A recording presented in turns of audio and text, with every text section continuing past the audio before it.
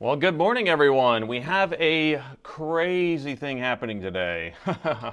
I have not attempted to replace the CPU on a laptop motherboard before, and I decided to try it live in front of everyone.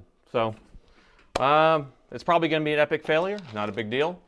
It's all part of the fun, part of the experiment. But how's everyone doing today? Oh, man.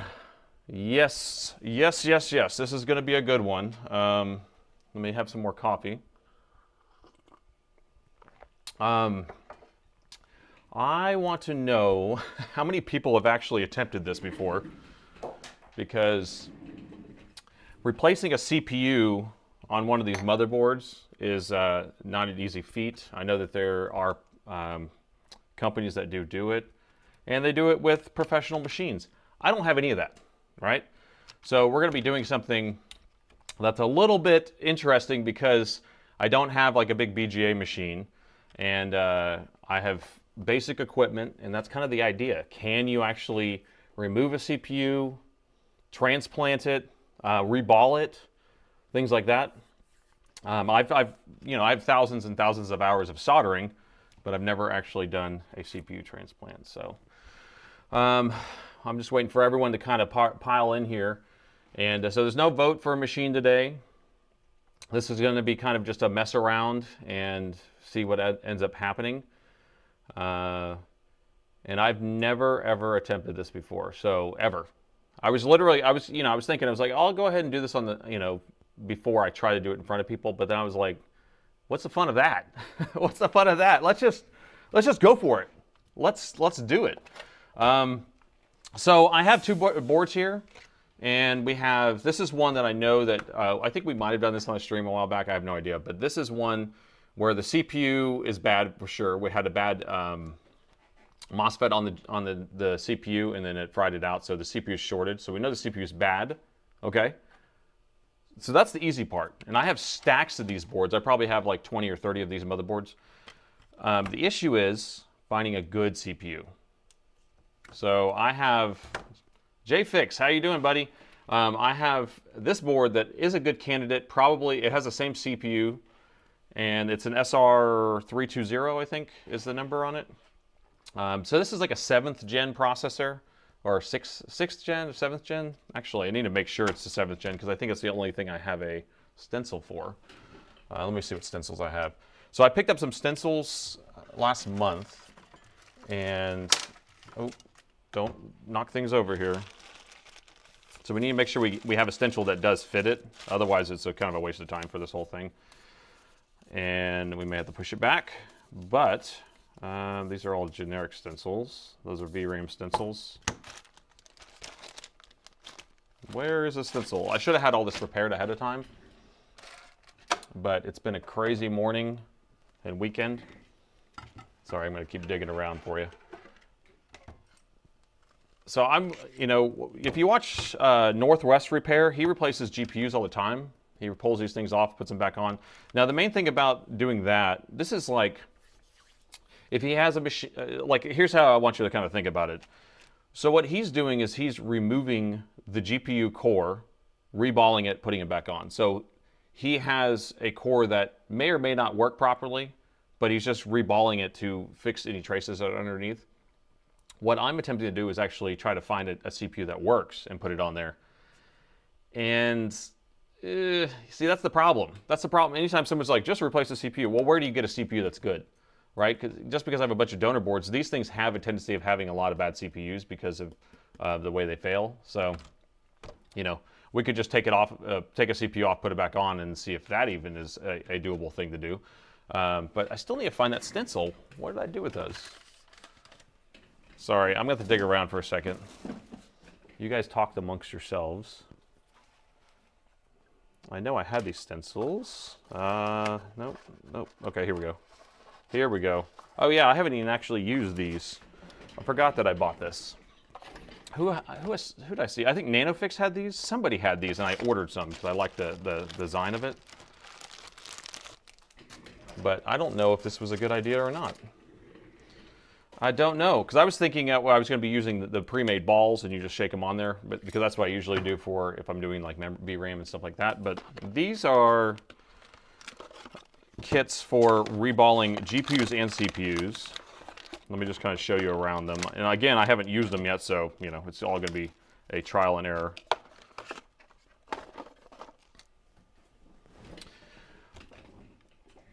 Oh wait, Montgomery, did you see the image of the Dell laptop I hacked? I sent it to you. I don't. If you sent it to email, I haven't checked emails yet, or I haven't checked them today because I've just been. It's the weekend. So no, the answer is no. All right, so these guys are reballing stencils, and what's cool about this little jig here is that it has. Oh. It has the stencil. Here, let me move this board out of the way. These are the stencils here, and then this is a heavy magnet, and then you're able to set this down and put the chip in there, and then you set this on top, and the magnet holds it tight, and then you're able to put your flux, or what is it, solder paste on there. So I have a couple different versions of this. This is actually for the, what is it for? This is for a 3060 GPU. And this one's for a RX 580. And then I got a couple more.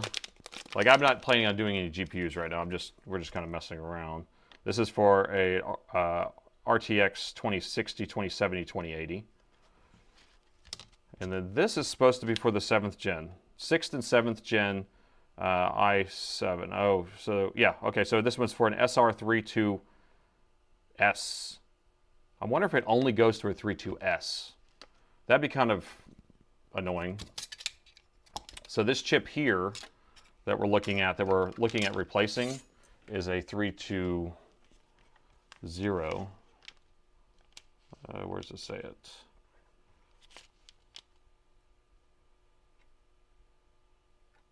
It's right here on the edge. It's hard to see. Right there, SR320. Can you kind of see it? So 320 and 32S, are those totally different chips? I don't know. I was kind of thinking that this was kind of a generic stencil for a 32S, or a 32X is kind of what I was thinking. Well, this could be completely useless, but pulling them off might be still entertaining, right? I think we can still get entertainment value out of pulling it off. So I think that's what we're going to try anyway. So whether we're able to reball it and put it back on or whatever, that's kind of what I want to look at. Hey, Lifeless Creator, you are spamming the chat. Please don't do that. I know if you're trying to get me to read it, that's not the way to do it, because what's going to end up happening is someone's going to press a button and get you out of there. So don't do that. I'll see if I can read through the chat for a little bit, and then we can start doing stuff, because we're going to basically have to put this on a preheater, and it will take a long time to heat this thing up. And my original plan was, this is the bad GPU, the bad CPU, and my original plan is to pull the good CPU off first, and then have that set aside, reball it, and then we'll do the bad CPU next. So that's probably what we'll end up doing. That way we have the one already prepared, because otherwise you have to pull the bad one, then pull that board off, then heat this board up, but then you'll have to reheat this one to put it back on, so it doesn't make sense. Get them, mods, get them. Darren, yeah, that's right. So if you have any questions, about pertaining to a repair, so in this stream, in general, I'm working on repairs at the same time. I cannot answer your questions about repairs general. Maybe if we're in a just chatting type of state, but if you want to ask a question about something, we do have a Discord. JFix has a Discord. You can do !Discord. Actually, I need to update the link. But !Discord would get you the link to the chat. And hold on, let me see if I can make sure I have the most recent link to the Discord. Put in there.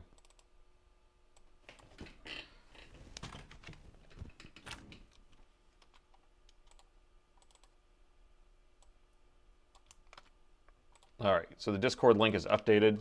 So exclamation point Discord would get you a link to our Discord, and then you can ask questions in there. Okay, so here's what I want to do, actually. I'm just kind of all over the place, because I've thought this through a little bit and tried to figure out exactly, what we need to do to actually make this thing happen. There's a few different things we need in order to get the CPU off. And so we need things like a preheater, and the only preheater I have is a little baby one. So the issue with that, this board is huge.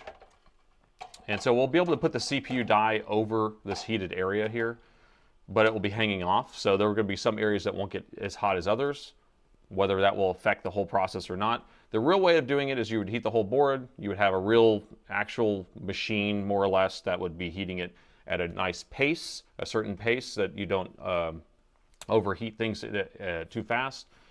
And that's not what we're doing.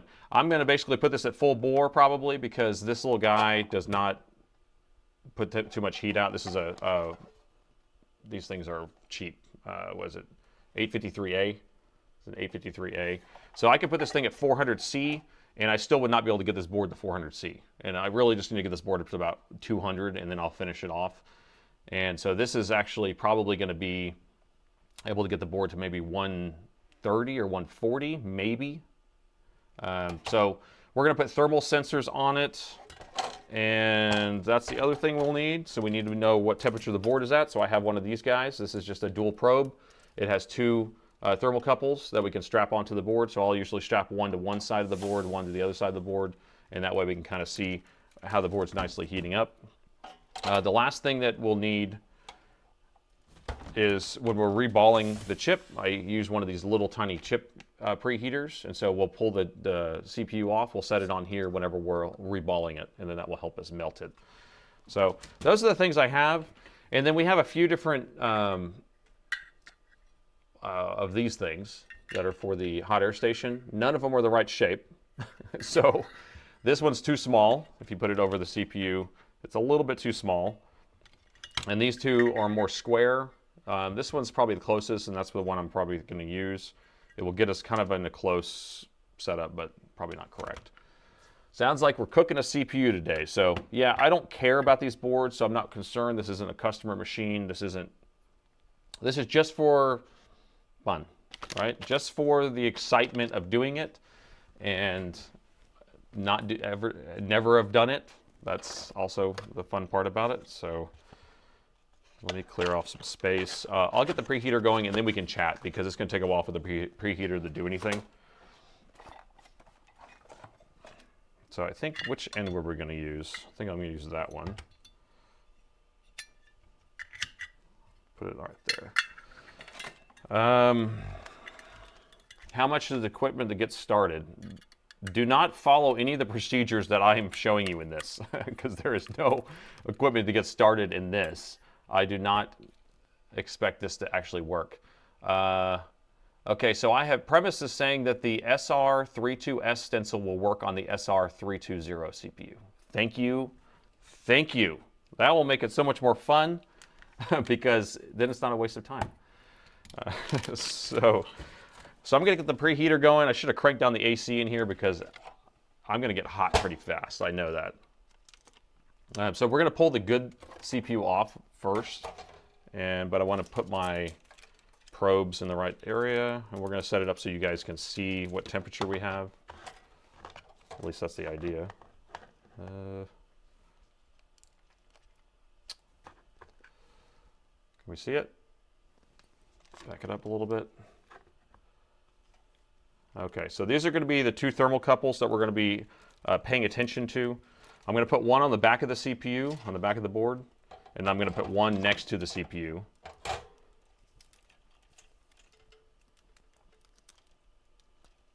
It's practice, yep. And I could have practiced this off camera, and then I would have looked more professional if I ever did it. Oh yeah, and I want to also caveat this with, I do not want to do this for anybody else, ever. This is not going to be part of a service I want to offer, period. So don't try to send it in to do this. I had someone call me, or actually they emailed me and said, hey, can you swap out a CPU for me? I'm going to buy a new one of these. I need to get it replaced. And they were going to buy a new one on Mouser, and this new CPU on Mouser was $500. So he wanted me to attempt to replace a $500 CPU on a board that I think we sold the board for $300. So I didn't really understand that in the first place, but just so I can practice. I think he might be in chat because he said he watched the live stream and I talked about it. So I don't know. That's not something that I'm interested in doing. I don't want to mess with anybody's machines or try to figure out like how to transfer a CPU over. That's not worth it because it's hard to find a good one. Oh.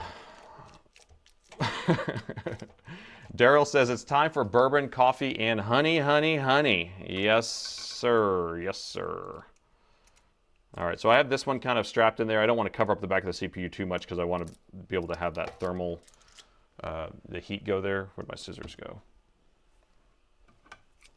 So we're just going to have that strapped right there.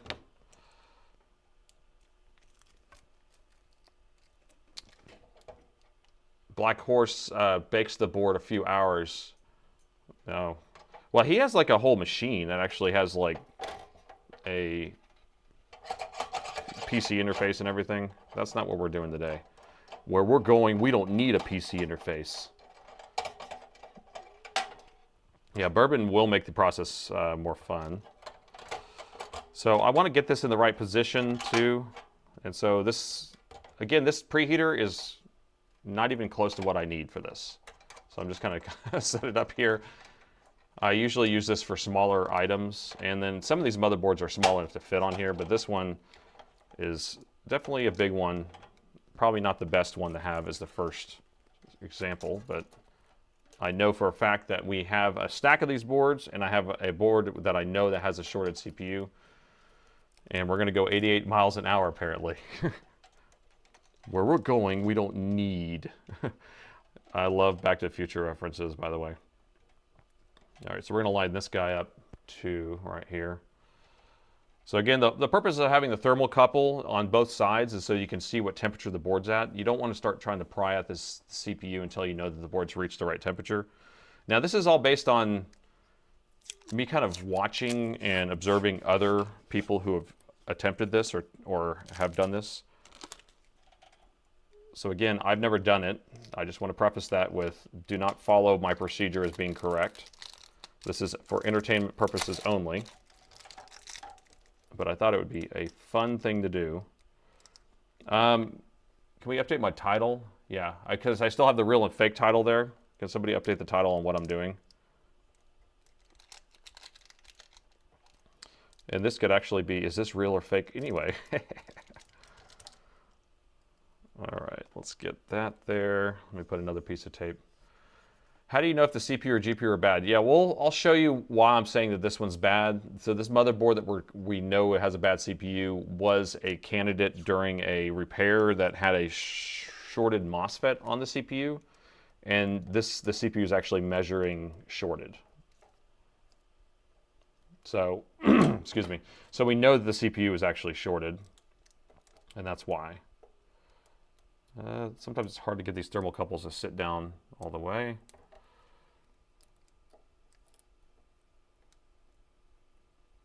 Okay, that's pretty good.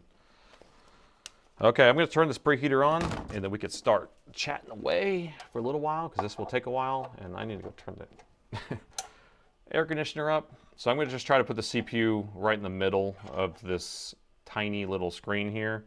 And let me show you how this screen is. So this is the front of the preheater, and so I could set the temperature to all the way up to 400 C. And I usually just, like for smaller boards, I'm just doing like 300, and then that will usually get the board up to about 110 or something. I'm just going to crank this thing to full blast because I don't think we're going to be able to get even close. And I also don't think, and so there's the actual heat plate, or the actual coils heating up, or whatever it is. I don't think that this thing's going to get hotter than 130 or 140. Maybe on the back side you'll see it will read a higher temperature. but the top side's not going to read as much. We're reballing a CPU today, Josh. Well, we're attempting to. Never done it before. Never done it. So do not follow what I'm doing. And I just realized that our Twitch counter is not working. So I mean, let's make sure that we have that going. Test trigger. See if that will start updating.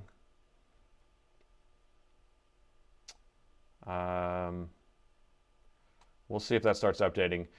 I don't understand why it sits. Sometimes Twitch sits at 0, and sometimes it doesn't on my using StreamerBot. So I know it's delayed. All right, so that's heating up. We do see temperature actually rising on there. So we're at 39 on the bottom. So the bottom one is the bottom, and the top one is the top one. That actually worked out. How convenient is that? So while it's heating up, I want to show you. Well, how can I do this? Because this is in my way now. Someone asked how I know. Now I'm turning the wrong ISO here. How do I know that this is a bad one? I'm going to set this on top gently here. Gently. So this CPU is bad, and it's because we're actually missing some coils on here. But we had replaced these MOSFETs here and removed these coils because we had a short. We were measuring a short on the CPU. And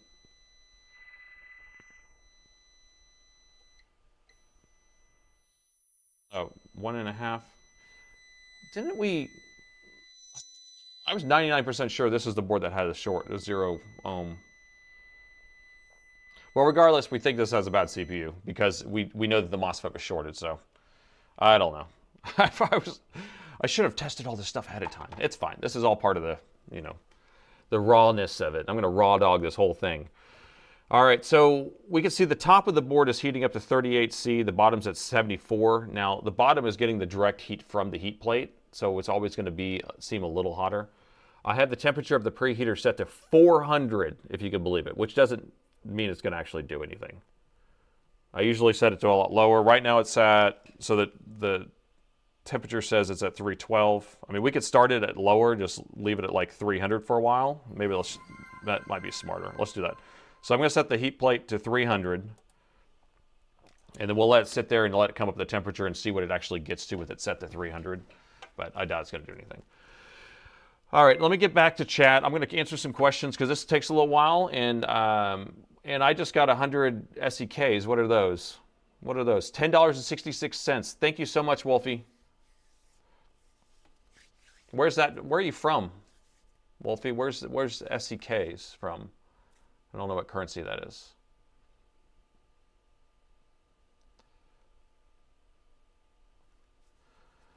All right, I'm going to go back and read some chat while we're at this. Swedish. All right, nice. Preheater. Okay, Aussies. Need 2 heat plates. Well, I have a top one too. So I guess I didn't explain that. So this goes on top, and then I'm going to have my hotter station will go on top, and that will finish it out. We're just trying to get the board up to a certain temperature.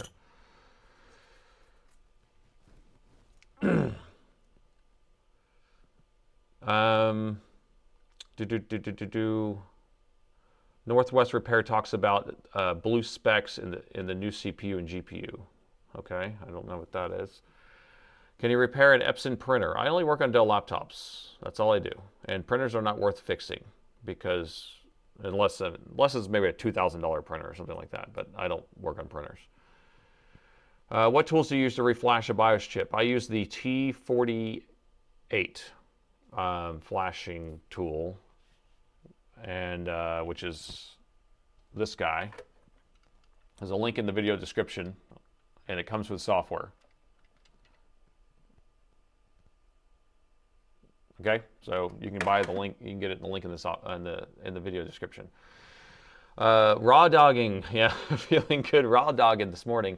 Nate, secure the board while heating. I don't really have a way of securing it, so it's just sitting on top, and it's because I don't really have clamps to clamp it down. I don't know. I mean, maybe I can. I have some. Let's see. I think I have some of those clamps. I don't. Yeah, I don't have anything. I'm not worried about it today. This is all just an experiment. I mean, I really should have a double size preheater or a bigger one. I don't want one of those really, really big ones, but I don't know. And this Twitch counter is still not updating. Super annoying. I don't know. I don't know. It's quite frustrating. Still says we have 0 on Twitch, and I know for a fact we have 30, so whatevs. Okay, sorry, I need to get back to reading some chat. This is going to take a while. Oh, our thing turned off. Make sure to tell me that the thing turns off. Can I fix anything while I wait? Well, yeah, that should be hard if I set this off to the side. Yeah, just let me know if the thermocouples ever turn off, because they do turn off. Gritty, what do you use for voltage input meter on the top left on your desk? Does it have a power supply? My version is straight in and straight out and needs volts and lights, and it's kind of annoying. Are we talking about the voltmeter, like the DMN, digital multimeter, or are we talking about my little power box off to the side here, Wolfie? Or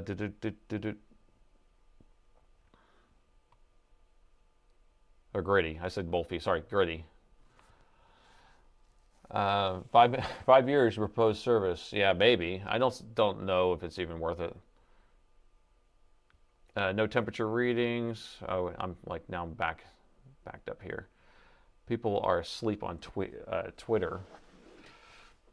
We don't count Twitch. Is it working yet?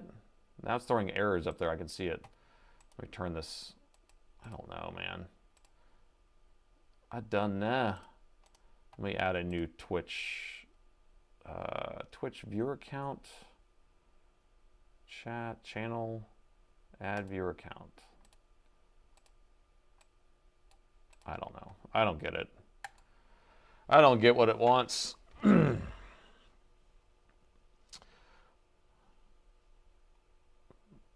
I wish I could sort this chat better, because it's really hard to keep up with this stuff.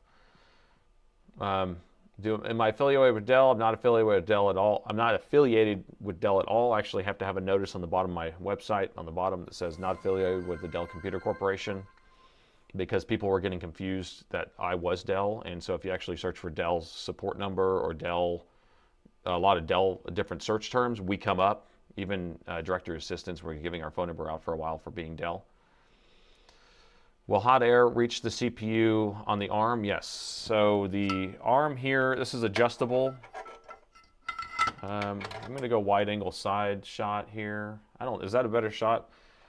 So this little arm is adjustable, and then I can put this guy in here, and then we're going to be taking this little adapter guy and putting that in there without burning my hand. So this will mount in like this, and I need to make sure it's the right height so it doesn't hit the board. Let me adjust it. So this mounts in like that.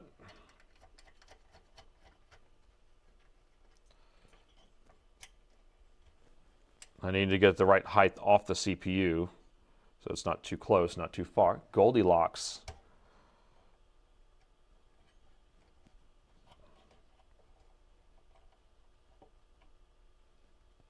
It's hard to get it just right. There we go. And twist this. There we go. And see how I can't actually, I have to move the board back a little bit to even get it to the right spot. So there we go. So we are lined up pretty good. Let's see, another camera. If we had more cameras, I could have a camera right here. Let's do, you can see it over the head, and then there's a side shot of it with this other camera. So the premise would be that I just kind of move this back and forth and heat it, and then I'll move it out of the way, and I'll be able to lift it up with a vacuum pump. Oh, I didn't show you the vacuum pump. I guess I showed you the other night that I had it set up. So this is a, ruh-roh The end fell off of my vacuum pump. Give me a second, I have to go under my desk.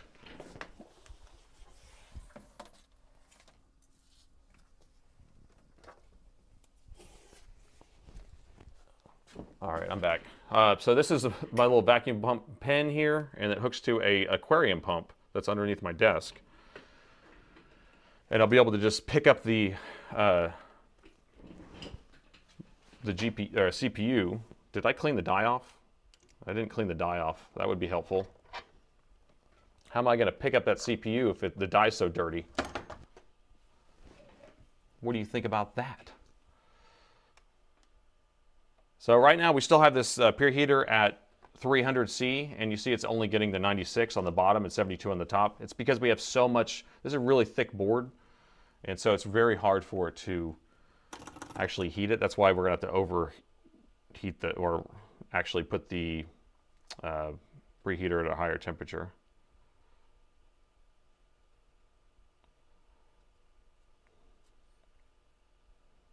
I'm going to clean this off so I actually have something to suction to. Is that the right size? I haven't even tested any of this stuff. Barely. So I should be able to just grab it like that and pick it up. We also have some other stuff we need to address, which is these edges. We have this glue on the edges, so once we get it heated up enough, we can start taking some of this glue off here on the corners. On which model are you trying to transplant a CPU? This is a 17R4 and it's an Alienware 17R4 and a Alienware 15R3. It's the same motherboard. Same motherboard.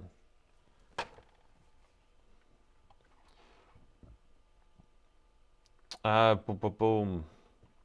You have 2 BGA stations collecting dust. You worked on PS3s before. Interesting. Well, are they big enough to do a CPU? I guess so. Yeah, I have no desire to actually offer it as a service. Again, this is just kind of a fun little thing to do on a Sunday morning.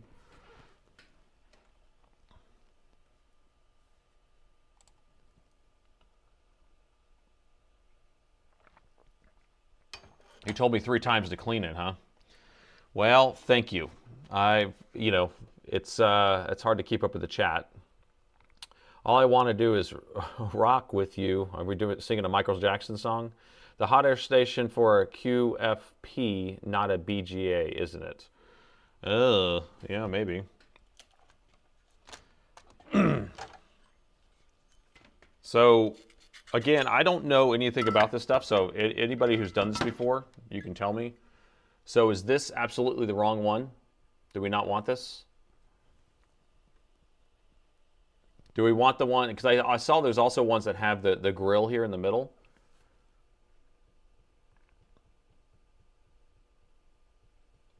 Yeah, we're going to clean the corner out of the glue out when it gets heated up a little bit more, but I figured I would do it later. Experimenting with brain surgery, I like that. That's maybe what the title should be. I heard you mention this is fun. For fun, we'll see if it functions after it's dead. Or if we transfer it. I don't think it's going to function at the end of this, but I just want to take it off and see what happens. Do you think it's possible to swap a chiplet in CPU by your current tools? I don't even think this is possible to do what I'm doing with my current tools at all. I don't think this is possible. Is it an i7 or an i9? I'm pretty sure that somebody else can answer that question. I think it's an i7. Pretty sure.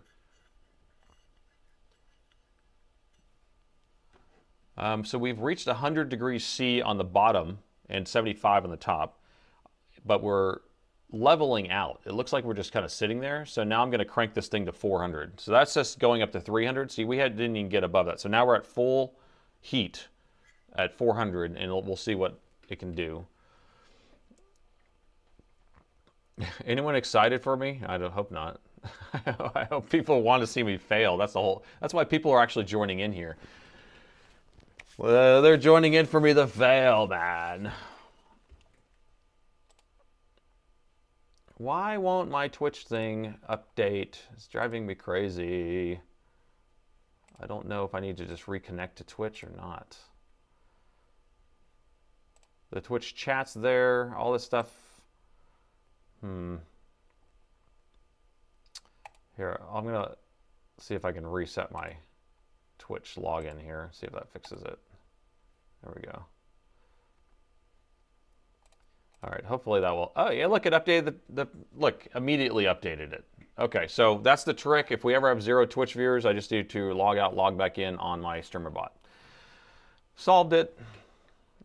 Is Black Horse in the house yet? Because he's going to tell me how to do this. Black Horse actually has been making his own flux, and he's sending me some right now.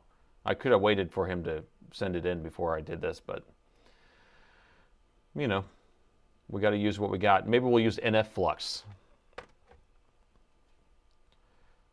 Gosh, wrong nozzle. So it is the wrong nozzle. Do we have concurrence? Does everyone concur that it's the wrong nozzle? I fixed another Twitch stream. All right, so what nozzle should I be using then? So I don't have very many choices. So should I just raw dog it with just an open end, or should I actually have one of these nozzles on it? That's the question, people. Okay, so you want to have one that has the full mesh in the middle and not having just the ends for the QFM style? Is that what you're saying?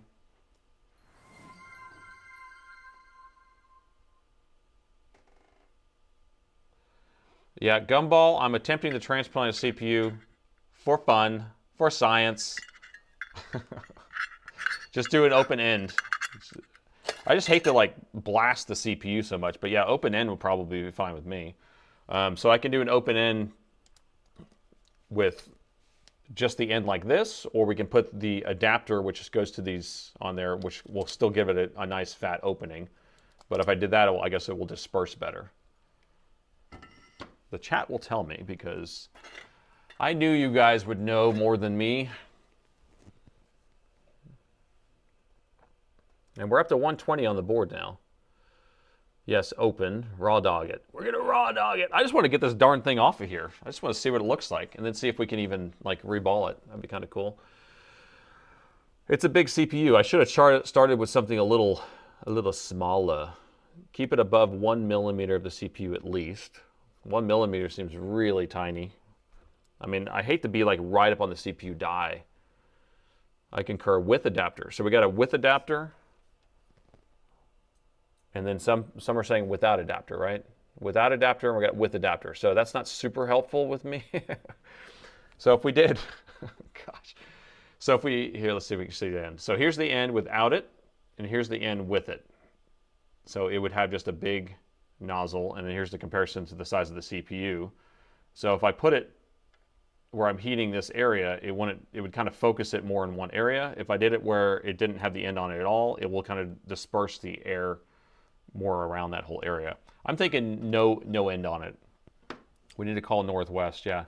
He needs to tune in right now. It's a Sunday morning. What else he's got going on? Big Bala. Northwest Repair uses an open nozzle. Okay, well then if he does it, then I'm doing it. I'm going in 3 millimeters over CPU, so it's concentrated. I like that, okay. The adapter makes no sense. Okay, so we're gonna, let me see if I can get this lined up right. Here, we'll go back to widescreen so you can see the side shot. So I'm gonna lower this down to try to get the right height, somewhere around there. And then I can go back and forth on it, right? So we can do it like that.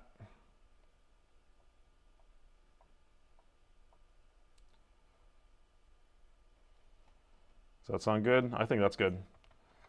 Okay, so we need to get this glue off though. We still need to remove the glue.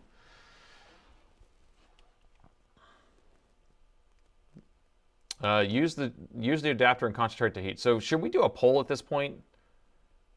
Because I mean, I'm thinking no adapter, and then we're still getting kind of a mix. I think no adapter, and I'm just going to be kind of sweeping back and forth anyway. We're just trying to get this heated up. The bottom of the CPU is right now heated to 127, 128, and it looks like we've kind of maxed out our heat. So that's as hot as we're going to be able to get it. So whatever heat we're going to be adding it from the top now. And so hopefully we'll be able to get the board hot enough, because I would ultimately like to be at like, what, 180 on the bottom. So we're only at 125 on the bottom. Either way, it's going to be interesting. All right, let's see if we can get this glue off of here.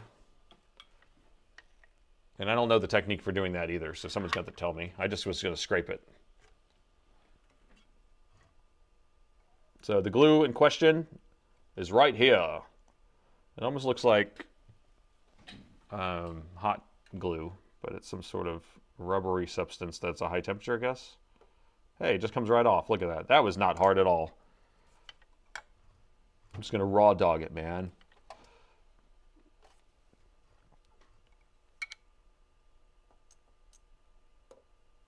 I think it's because the board's hot, and that's why it was a good idea to preheat it before we did this.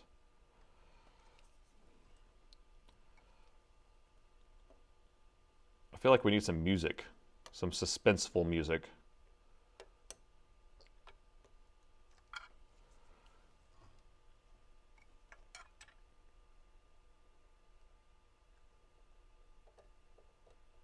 Okay. All right, so this is supposedly the good CPU.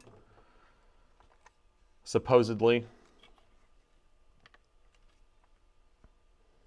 But I don't know. I don't know.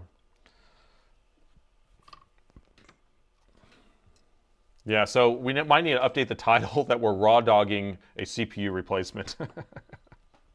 Because ain't nothing gentle going on here. We're not doing it slowly. We're not doing it bellissimo. Probably should start adding some flux to it at this point, I guess. And the crowd goes wild! All right, so the next question is, I don't, again, I don't have a lot of flux choice. So now we need to figure this one out. So we got NF flux, the old NF dot, which I've heard is not good for that. 559 Amtech, and then the 213 Amtech. And then the Black Horse stuff is coming. I don't have it yet. I was just going to use 559 is what I was thinking. Hello from Greece. Why on earth are CPUs soldered anyway? Because everything's integrated on motherboards these days. Look like silicon glue. Yeah, probably. Yellow tape is Kapton tape. That's correct. And it's legit Kapton tape. It's like $80 a roll. 559, 213, 213, 213, 213, 559. Oh my goodness. NF flux will give the best results. LOL. It's the best stuff around, and you can buy it any day. Ship same day sometimes. Attempting to do a first CPU transplant raw dog style. Dun, dun, dun. Is the Discord thing not working? Darn it. I thought that exclamation point in Discord would work. It shows up every 30 minutes, the link to our Discord, so. Nate's voice impression there's probably pretty bad. I'm sorry. I never practiced it. Okay, I think we're ready to start doing something. So I'm going to start putting some flux under here. So I'm going to go 559. We could do a poll, but I don't know if we should sit there and do a poll. But we just need to start getting some flux under here. And this stuff should run and seep under there perfectly. See how it's kind of sucking itself in there? You know what would be interesting is what if we put 559 on one side and the NF flux on the other side, and see if we get a bunch of rip pads on the other side. Because I don't care about destroying this board. What do you think about that? I don't know. I don't know. So I'm just trying to get it to seep under there and suck under there. And it's hard to get this microscope focused because it's so high up. And I'm having a hard time getting it underneath here. Or high enough away from it. But you see how it's sucking under there? That's perfect. So do you think I should do half and a half, or should I just do the whole thing?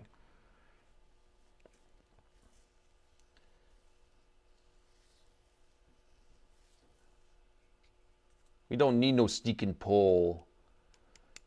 Just pure? Okay. We'll just do the whole thing.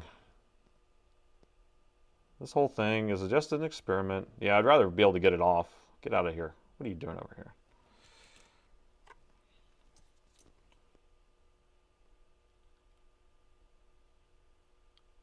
See how it's sucking under there? That's really good. And I know Northwest uses the really cheap flux for this because then he doesn't have to use like expensive stuff that cost $1 billion. I feel like I got enough under there already.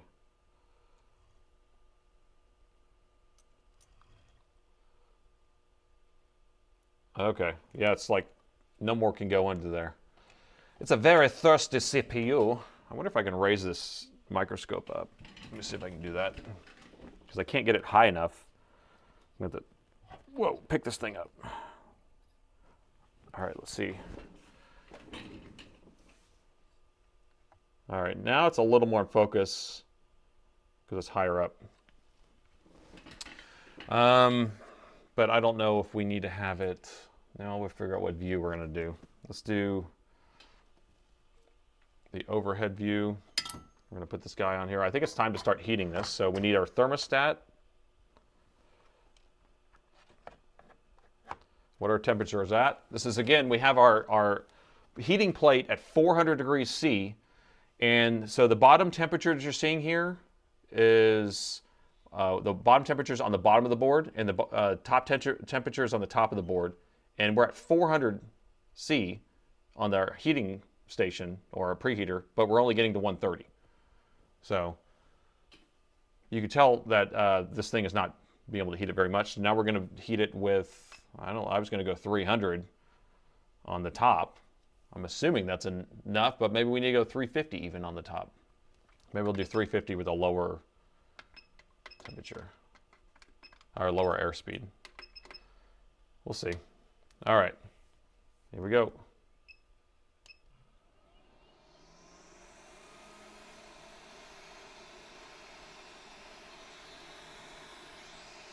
And I don't know what view y'all want, so I'll just kind of jump around. So we're doing 350. And I can actually see the stuff starting to boil. You can't really see it there because the focus is wrong. Maybe we should go microscope. I don't know. I'm trying to figure out what views to have for you guys. I do see some boiling going on.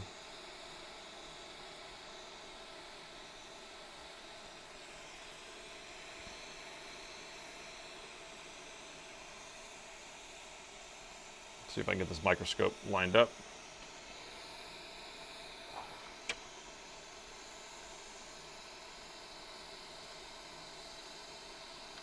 Of course, I'm hitting my, yeah, I can't do it with the microscope at the same time because I hit the hot air station, so that's out of the question. Sorry, guys. All right, so we're doing it.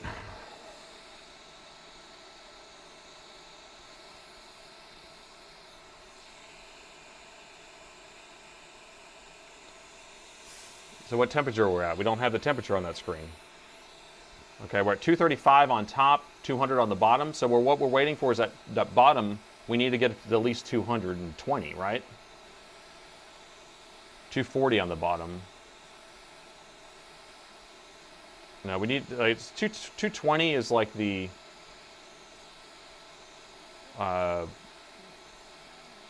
unleaded solder temperature. And so this isn't working. This is at 350 C, and we're kind of capped out here. So we're going to have to go up to 400 now, right? We're going to 400. Oh, I see some smoke. I don't have my air on. Darn it. I need some air. Give me some oxygen. Okay, we're getting higher. We're at 160 something on the top. But the bottom needs to be a little hotter, right? The chip's not moving yet.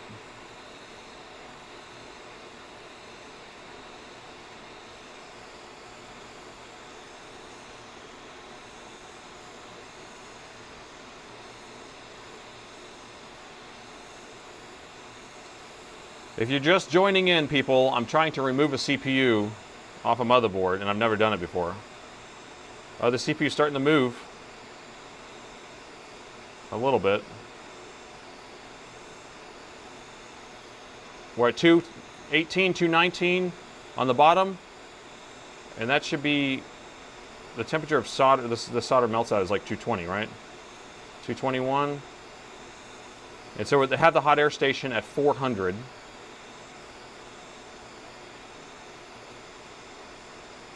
Oh, the CPU is moving. It's moving. Okay, well, I feel like I can grab it. I don't know. We're going to turn on the pump here.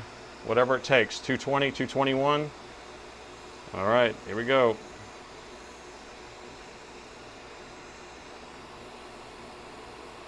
Nope, I couldn't grab it with that. Is my suction thing working? I might just need to pull the thing with tweezers, but look at that. I got it. Okay, let me turn this off.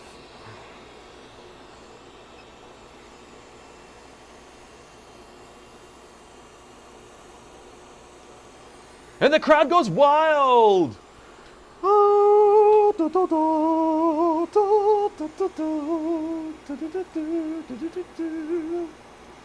Oh my God. Okay, well, that actually was easier than I thought. Now the question is, how bad is our board? Is the board going to be bent? Is that what you're thinking? Show how bent the board is. Because the thing is what people are looking at is that, let me zoom out. Let me get this hot piece of metal out of my way here. So you saw that right as we started getting the bottom temperature here. Let's see. So there's two temperatures. The one's on the bottom of the board, one's on the top of the board. The bottom of the board, once it started hitting right around 220, the CPU started moving. And so that's why we have a probe on the bottom of the board and we have a probe on the top of the board. And so we can actually see what temperatures are being exposed to the board. But what they're talking about is that my heating plate is only here, and we're heating this area really extensively. We really should have a heating plate that heats the entire board equally. And so this area of the board is not as hot as this area of the board, right? And so you're going to have a big warp on the board. So let's see if I can do this without burning my hands. So see if we have like a little cupping going on.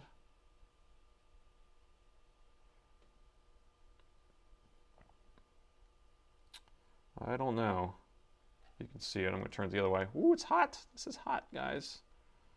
It's not as bad as I would think.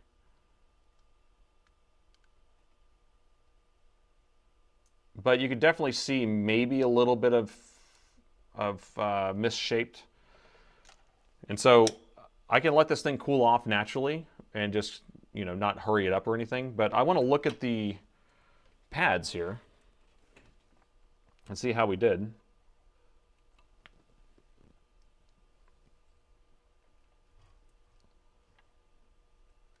So we got, is that a rip pad right there? Or not? Can't tell. No, that's not a rip pad. It almost looks like a rip pad, but I think that just needs to be cleaned. Oh, we should clean this, I guess, while it's still warm. We don't, this is just a board that we're just stealing this part off of, so it doesn't really matter what we're doing to this. But I want to try to clean it off so we can look at the pads, just so we can learn on what we just did. Get our learn on.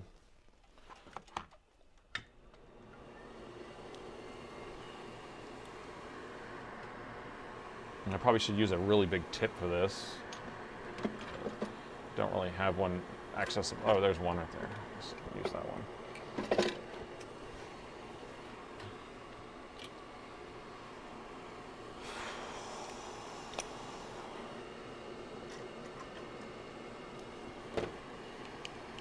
Put a pot of coffee on. All right, so I'm going to use one of these big daddy tips. I never use these.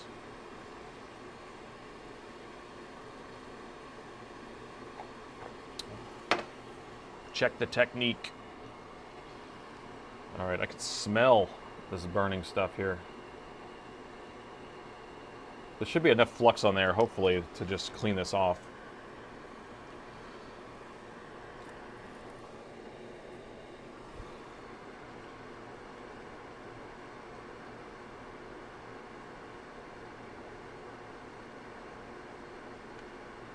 So the idea with this is you're going to be putting lower melt solder on here, because the leaded solder, the unleaded solder that's on here heats at a higher temperature, and we want to try to clean this off. Again, this is a board we don't care about. We're just, why can't I get this in focus? I can't get this thing high enough to focus.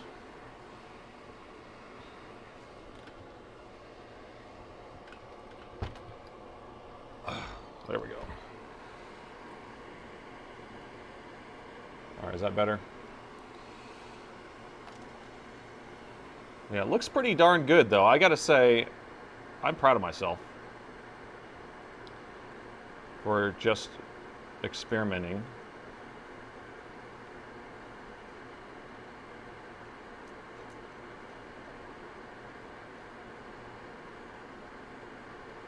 Get my thermocouple out of the way. I don't want to solder that into it.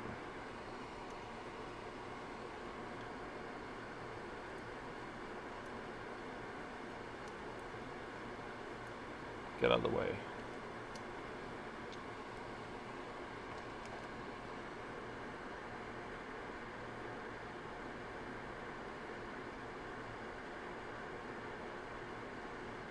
Okay. I'm just doing this so then we can see how bad off it is, but it looks to me like it's pretty darn good. I don't think we ripped a single pad. And I don't think we charred the board either.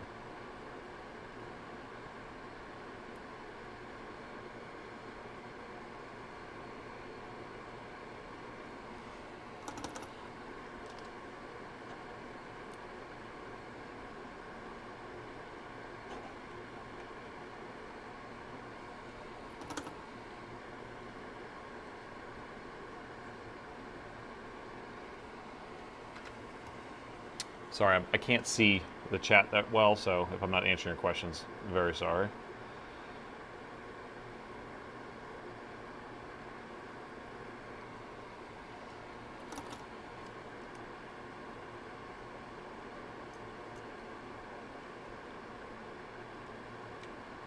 I am having a hard time getting all this darn flux off of here, though.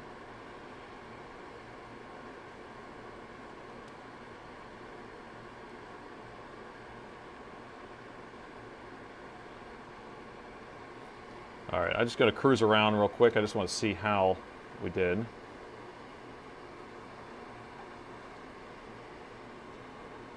Still hard to see with all that stuff in there. Do we have a polarizer on here? Let's see if we can polarize it. No.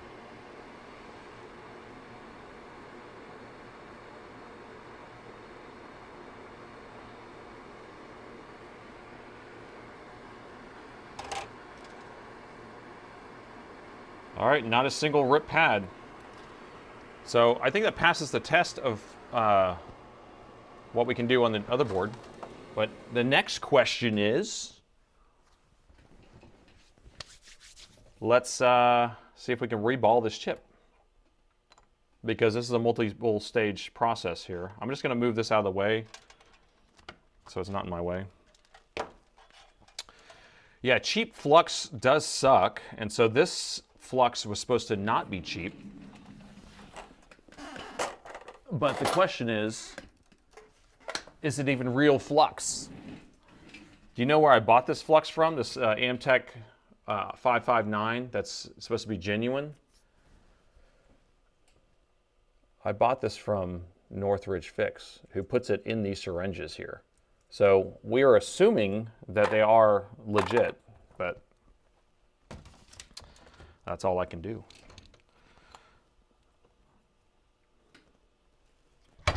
All I can do is assume.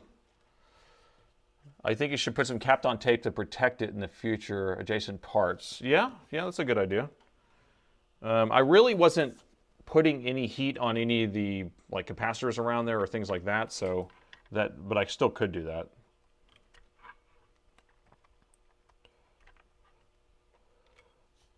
So here's our CPU. Of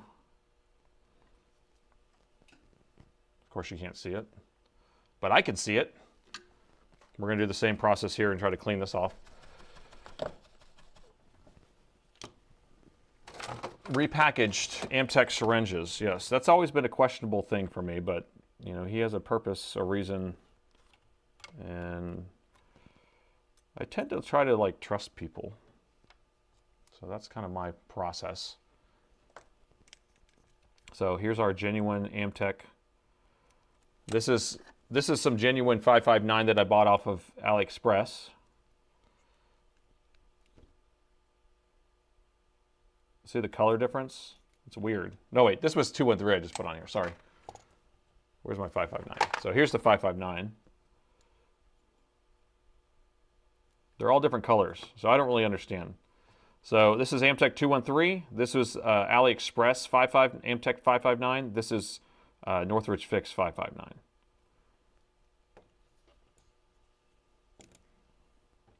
And in my camera here, I could see that one's a little clearer, one's a little more yellow. So, oh, do we have polls going? I'm sorry, I didn't realize we even had polls going.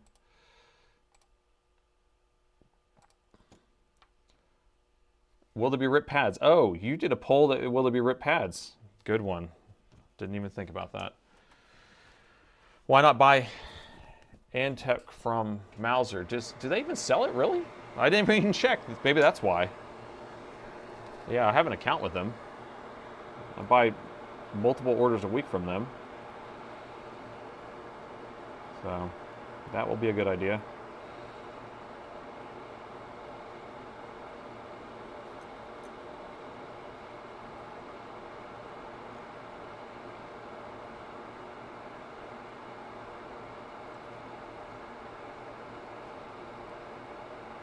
Ouch, just burned my finger.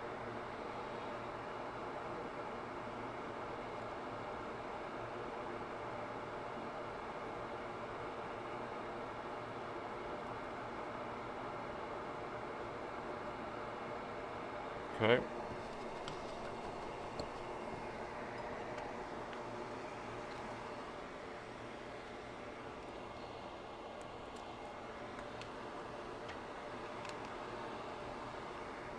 There's going to be a reckoning? Is that what someone said? Oh, I reckon the most challenging part is underneath the CPU slot now. Yeah. I think the most difficult part is going to be reballing this, personally. Installing it shouldn't be an issue, but just reballing this seems like it'll be pretty hard.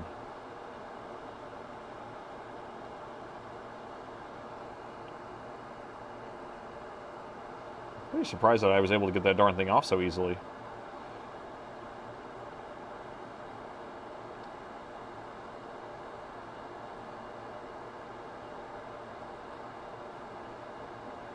So right now we're taking off all the old solder. We're going to be putting it in our jig and trying to reball it with fresh solder balls because this is a VGA chip. And we need to do it just right so it will sit down and connect to the board properly. And we're assuming this chip is good.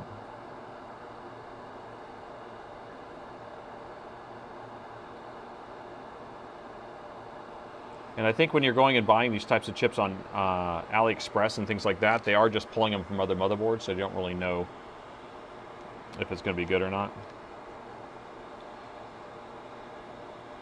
I don't have a big chip holder for this. I mean, I guess I have it on my little preheater thing. My preheater thing could actually hold it, I guess. Let's see.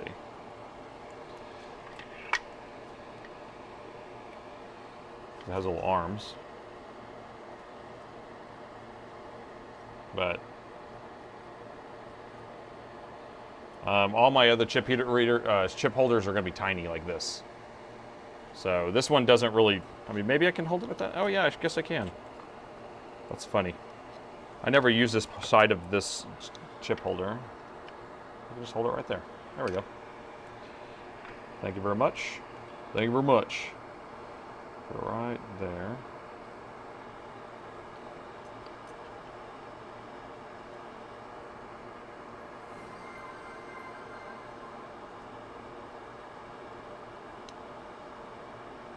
There we go.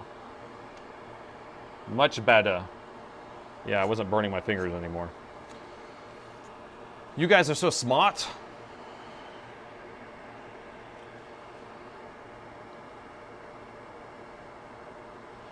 So, NanoFix showed how to do it with just, you don't use a soldering iron, just use the hot air? Is that what you're saying?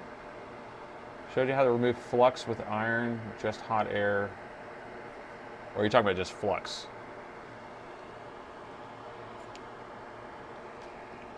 NanoFix definitely has a lot of good tricks.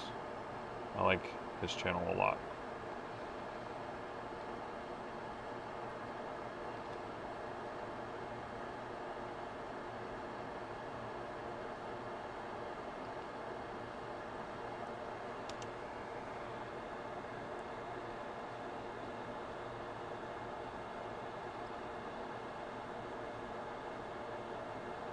Gotta be careful, don't rip a pad.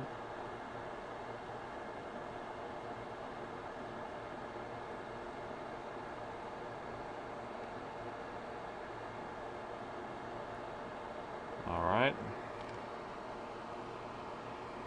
How's our brand new CPU looking? Brand new.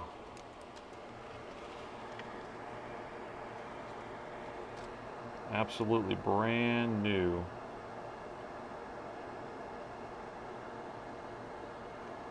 Okay.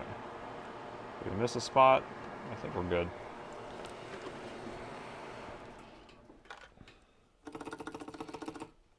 Out of box. Yep. Come on. Come on, man.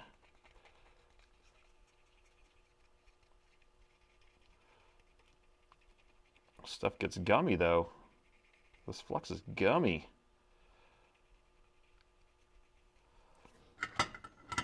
Maybe I'll preheat it. Heat it up just a little bit. Douse the whole chip in IPA.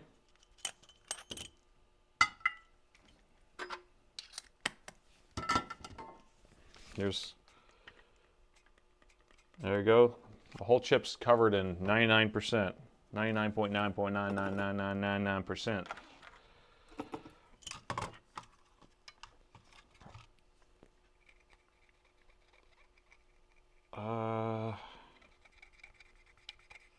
I think it needs to be hot though.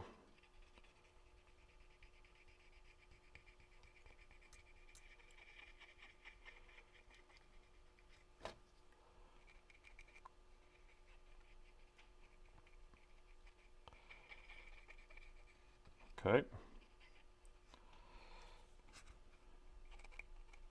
There's a couple snaggers here I can feel, so I'm going to have to go back over it. The solder wick right in this area. Couple snaggers. Let me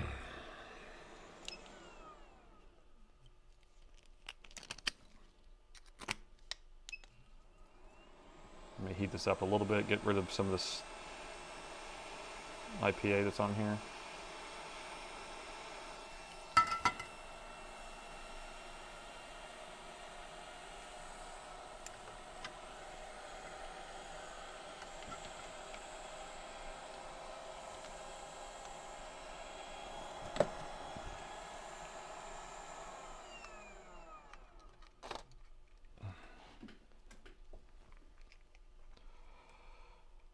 Okay.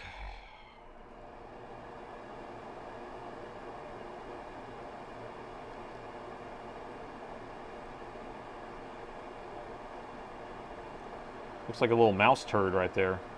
That's funny. How did a mouse turd get on here?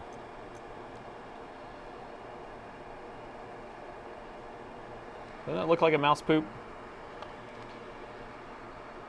That's funny. That's fun. Okay. All right, we're done. So now we're ready to reball this thing. We're gonna be ballless today. Let's get our reball on.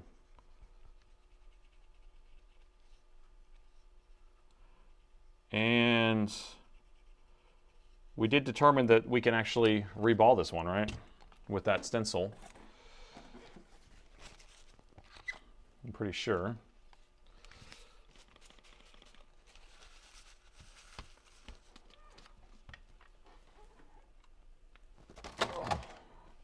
But look at this mess. I feel like I'm making a mess and I hate it. There's too much stuff in my way. Get out of here, get out of here, get out of here. Get out of here.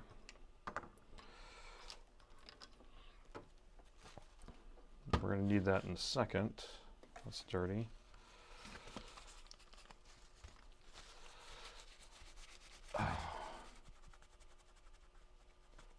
Be careful not to bridge. Yeah, we don't want to bridge anything. All right, so the next question is, so I'm going to try to reball this chip. Am I going to be able to reball it in the first try? First go? I've never used this reballing jig before, ever. And I'm pretty sure NanoFix, is NanoFix here? I know we were talking about him. I don't know if he jumped on or not.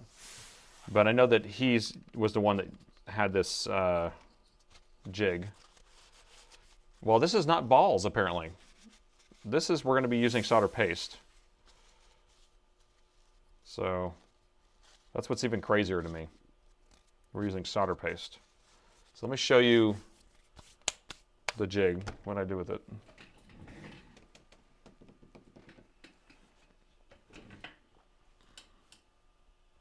Here they are.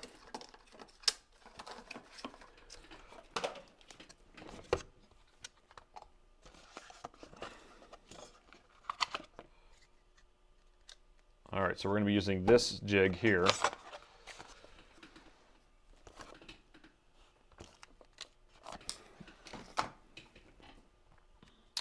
Let's see if the stencil lines up. Yeah, paste is very hard, I know.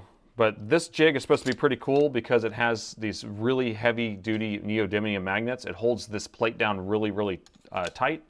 And so we'll be able to just lift it right back off. So we'll be able to put the chip in here like this. It lines up tight. It's flush already. And then we just set this down. And supposedly, it will give us the perfect lineup. Look at that. It's like really tight. And then we'll just be able to lift it off. And it's applying the right pressure. Hey, we broke 1,000. So we have 1,000 live viewers right now on YouTube for the first time. And I think we've hit 970 multiple times or things like that. But this is the first time we hit 1,000. All right, so we have the CPU pulled off. Look, it actually fits in the stencil perfectly. Boom, and we got some, Gritty got us some bits. 1 bit, 2 bit, red bit, blue bit. This actually looks perfect. This stencil looks like, come on people. There we go. Is that a better view?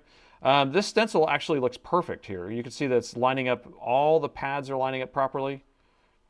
And let me take this off of here and show you what we're working with. So the way this works is the chip fits in here. It's perfectly flush to the surface. Perfect, right? And then we have this base that it goes into. And when you set this on top, well, no, and then I set this plate on top of that. And it's just kind of loosely sitting in here, but it does line up perfectly.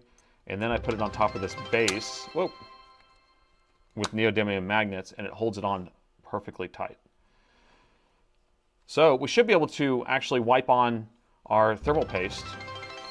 Whoa, we got some bits coming in hot, Thank you so much for the bits.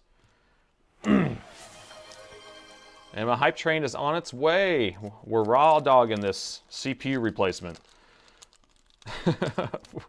So it comes with these little wipey swipers here. And the reason why is because these are non-ferrule metal. Because if you try to use any type of metal on here, it would, suction to it. So you can't use a regular wipe tool. So we're going to put some thermal paste or solder paste on here. Wipe it into the cracks at all different angles. And I'm assuming that we'll lift this thing back off. This is kind of what I'm assuming. I don't really know, but that I'll wipe the solder paste in here. This is the plan at least. Go like that. We're going to lift this off of here. And then we're going to take this cover off, and then we'll be able to pop this out like that. And then we'll transplant it over to our preheater. We're going to preheat this, then we'll hit it with hot air, and then all the balls will be perfect. The first try. First try, maybe, I don't know. So that's the plan. Is everyone on board with that? Does everyone concur?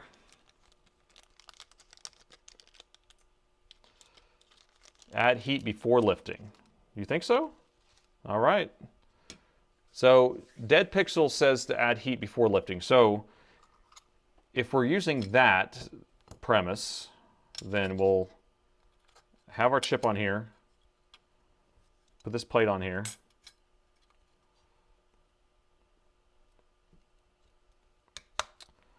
This might be a hot stencil then. We just stencil it. Ah. This may be a direct heat stencil. I didn't even think about that. Yeah, you're right.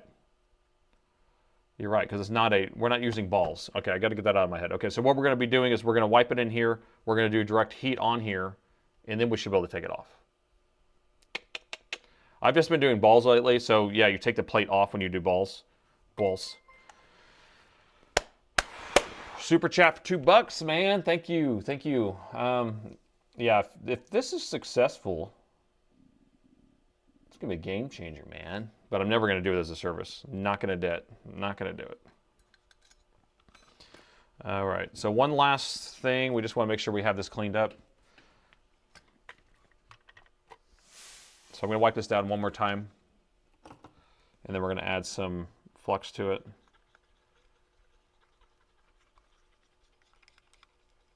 And we don't need much flux, right? And I bet my solder paste is all runny still. Every time I try to use my solder paste, it's all runny. All right, so what flux should I use on this? No flux? Or should I just use solder paste that has the flux in it? I feel like I need something.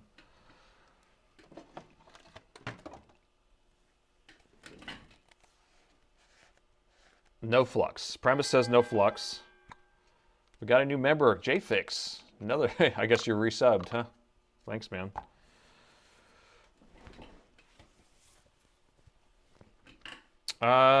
Okay. So we got flux, we got no flux.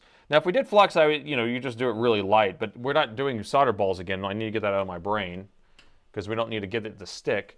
The solder paste has a bunch of flux in it, so that's kind of where we kind of have to think about. And again, this stuff is so wet. So wet. So wet. I got a super chat of $20. Amazing stream. Well, thank you. I'm amazed. I will be more amazed if this actually works.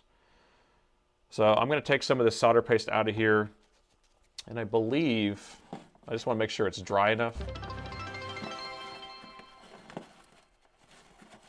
We got a new Prime sub. Electro Rep. Welcome aboard. So we need to see if we can get this stuff dry enough. It actually looks pretty dry. What do you think? You think that's dry enough? Looks pretty good. We don't want it runny. It's the last thing we need. I'm happy with that. Looks pretty good. Moist. We want it moist.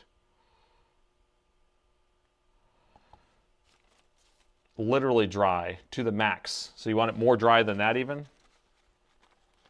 Because you don't want it to run at all. I just don't want it. I mean, it doesn't look super runny. Thin layer of flux will add make the solder flow. Well, we may have to do this multiple times, but let's at least try to see if we can get it on the first try. So again, we have the chip lined up here. We're going no flux, because that's what our plan was. We're going to set our little plate on here. And that just kind of lines up right. And then now we'll put that plate over our magnet holder. So now the magnet is holding this down super tight. Okay? And we're not using balls. No balls. Let's see if we'll introduce our second camera here. Okay. All right, here we go. Let's try to wipe some of the stuff in here. This actually seems not too bad. I've seen it be wetter in the past.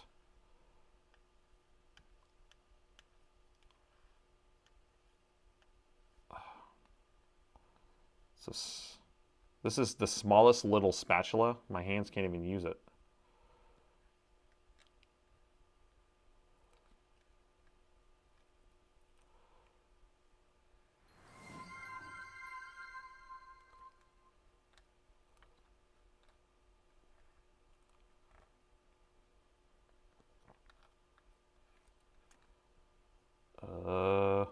Come on.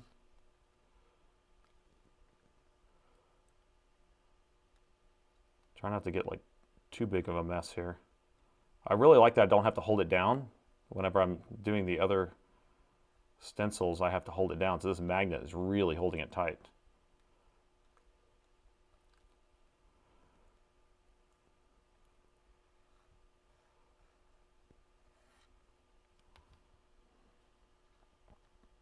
Here, I need some more. I need moss.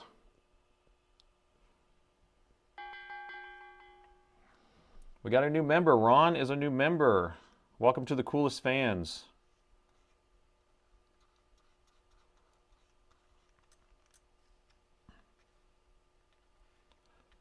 I will see.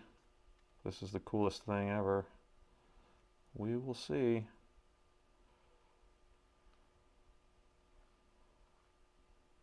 Like I probably should do another layer in here. Can't trust that all these are good already, right?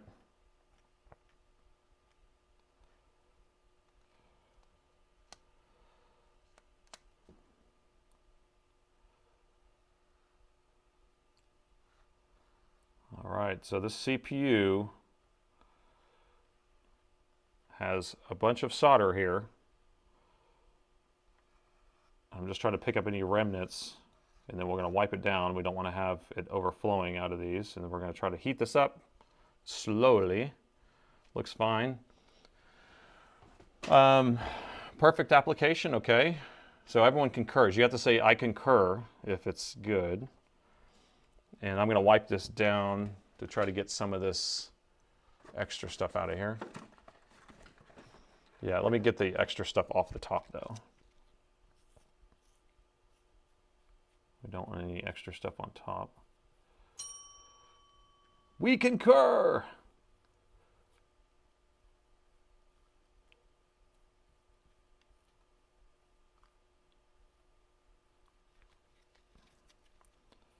So I'm going to try to get as much off the top as possible, but I don't want to get down into the holes. Is that looking pretty good? Okay. And now I got some debris in here. Hopefully that's not going to mess with anything. Okay, we're good? Yeah, I'm doing it dry. Dry wipe. Okay, looks good. Here we go. So we're going to go, what, 200? I'm not doing it on a heating plate though, so I'm trying to think of like what heat to do. I'm going to do 250 with like 30% air. I'm going to put a bigger nozzle on it. Check the holes fill. Okay, we can check the holes fill before we do this. That's why I wanted to like do it multiple times. Let me zoom in really good. So some of them are, they're all a little bit low now because I wiped it. So is that going to be too low?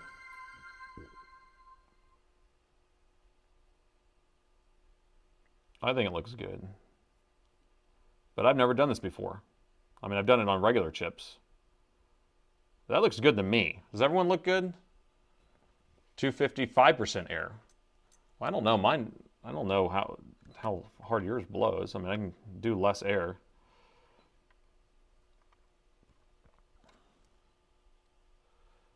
So I'm at 2%. Okay, so we'll go down, we'll start like 20% air. You said 5% air. I don't even know. Maybe 10% air? 15% air. Okay, looks good. Everyone concurs. Okay, moment of truth, people. Actually, moment of truth will be when we put this on the other board. All right, so I'm at 250 with, what does it say, 15% air? I don't know, do we want this up there or the side view? I'll keep it on the side view.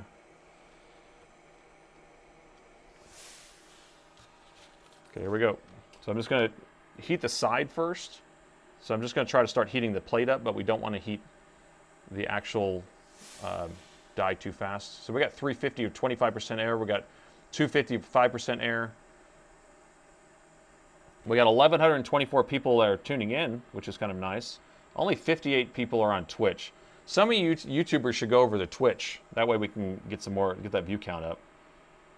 Trying to get that average up higher. Because I've only been averaging like 60 or 70 on Twitch, but you need to be up to 75 to become a partner or whatever it is. Pad under it, heat pad under it, 400. So now we got 400 with 35%. So I usually, this is 255 with 15%. I'm heating this edge, and I usually will go, I think I usually do 300 at like 25% air or 30. Yeah, so this doesn't seem, nothing's happening. I have a bigger tip on here too. So the air pressure is going to be a little different. See how nothing's happening on that corner? Or we're waiting for something to happen here on this corner. And nothing's happening. All right, so we're going to go up to 300 now. And I'm going to be at 30% air. 300 at 30% air, so we just basically went up 50 degrees. And again, I'm heating the side until we start seeing a little bit of balls start heating up there, or start melting. And we do have a bunch of people coming in on Twitch. I appreciate you moving on over there or doing that.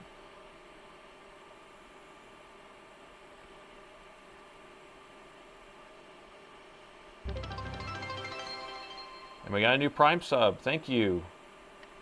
Fun Jab. I'm just waiting for this corner to go. Waiting for that corner. Move the gun around the hot plate.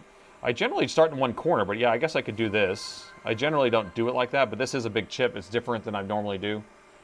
Need more air. Yeah, I mean, that's where we're starting low. You do 380 for a further distance. So if I heat this whole plate, the idea is to bring the plate up the temperature, right? So now if I heat this corner, so I might need to go to 350, or more air. So 30% air, so if I go up to, so now we're at 50%, well 50% seems like too much air pressure. I don't want too much air pressure because I don't want to blow the balls. So we'll go up to like 350. So we're at 350 air now at 35% air pressure. 350 per,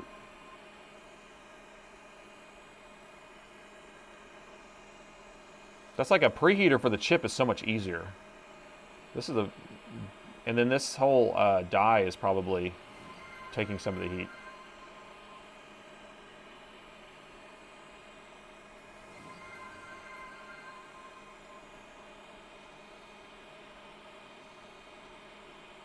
I feel like it's about to start. It's about to start. Yeah, we got a lot of people coming over to Twitch. I appreciate it. Hey, look, there it goes. Watch it. It's going. It's going. Oh, it's so satisfying. Look how satisfying that is. Uh-oh. Did you see what just happened, guys?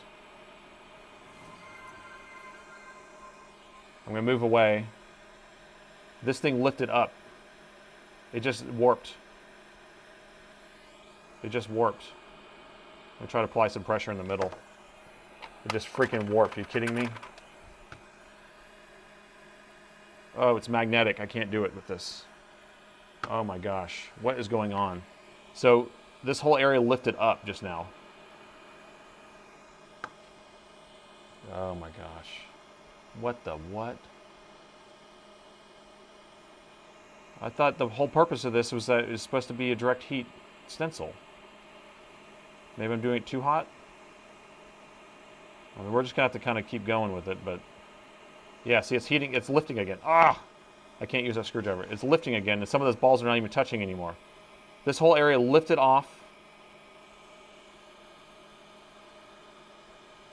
setting back down.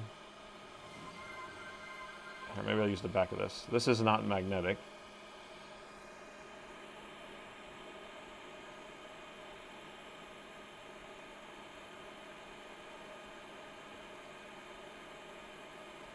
And this is burning my hand like you've never believed. You know what I think's happening? A design flaw. Oh my gosh. Okay. What? I'm gonna try to move this. So this whole area lifted up out of here. I mean, it looks like we're doing something correct, but you can tell this is all effed up.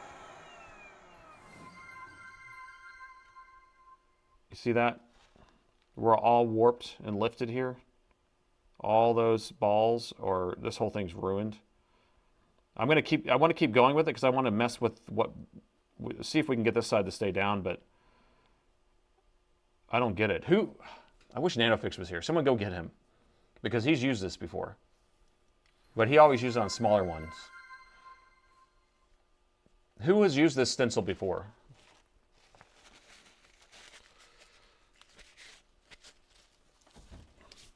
I can't even believe this. I thought this was a direct heat. I thought that was the point of this. Does it say direct heat on here? Was it just too hot? There's no reason for this. I'm thinking like the magnets came unmagnetized too. Heat pad works. So if I put it on a heat plate, then heat the whole thing, try using a clamp, try heating faster, heating the whole plate. So heating the whole, you're saying the entire metal plate on top or the entire, holder? So like heating the bottom here? Or are we talking about just like trying to get this whole area heated up, like using no nozzle on the end or something like that? I'm going to have to start over again. Yes, that's what we're going to do. Heat evenly across the stencil so it doesn't, yes, okay. So maybe use the no nozzle on top, so I'm not just heating one little area.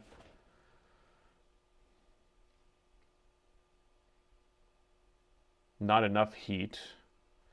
It happens all the time.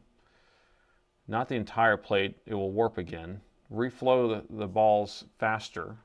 Okay, well let's experiment with what we have here at least. And then we'll go back to the drawing board. You're doing it too slow. Okay, all right, so we're gonna do it faster. That means I need more heat then.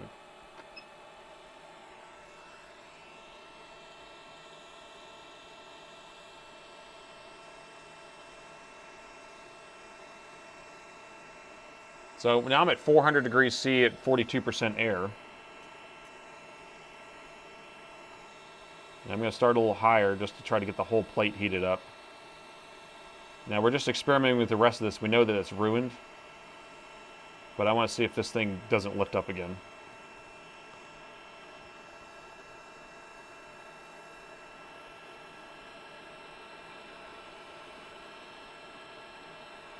Still lifted up. That whole area just lifted up just now.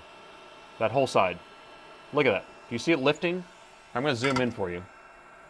What the F? Are you kidding me? All right, we're zoomed in. Watch this. I mean, I don't know how else I could do it better. Are you freaking kidding me? Oh, so I need to turn it back on. Put something on it so it doesn't lift again. Well, I did that a second ago with my... Yeah, look at that. You see it lifting? Do you see that? Did you see that? It is ridiculous. The reason is there's no flux. Oh my gosh. Okay, I'm going to hold down with the back of this. We're holding down, applying pressure.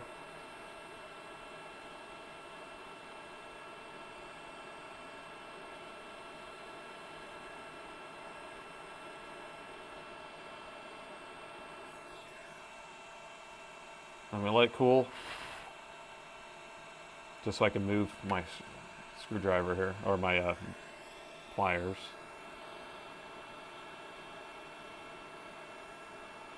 Applying pressure. We got some messed up balls there. So applying pressure seems to be working. All right, so let me get really mad at this for a second. Or someone tell me, like, okay, we're gonna sit down. I'm gonna take a break for a second because this is.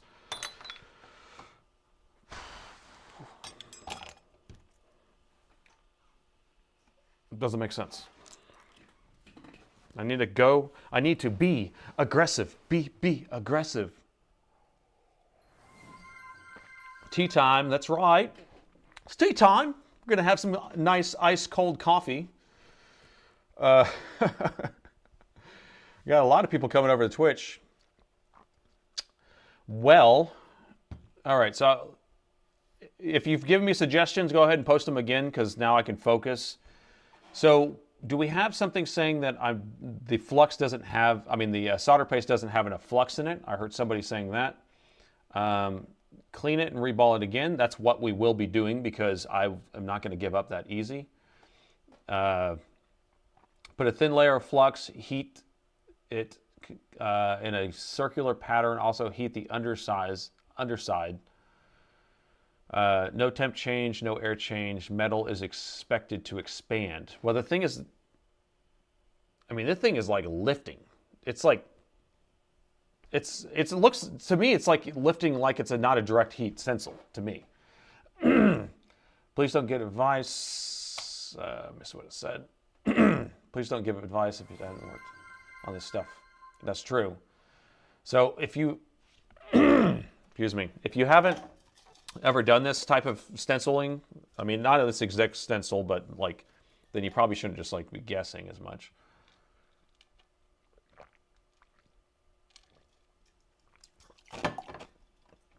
You finally made the stream from Uruguay. Welcome aboard. Yeah, this is a crazy one too. Take a breath. I got this. You guys are so motivated. Motivating.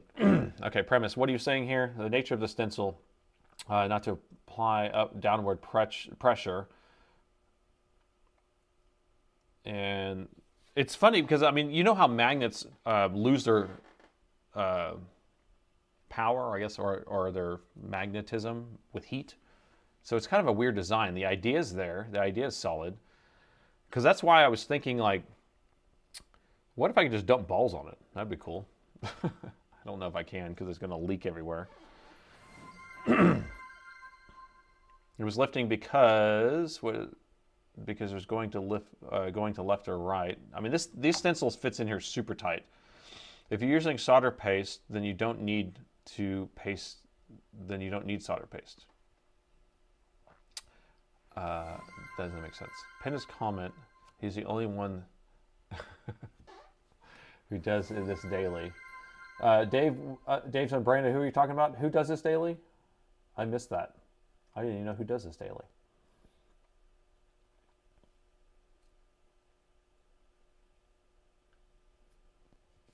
You can pin his comment, can't you? Are you sure the stencil has to be left on while you solder the melt solder? That's, I thought. I don't know if someone can look up this thing. The manufacturer is Orange Box.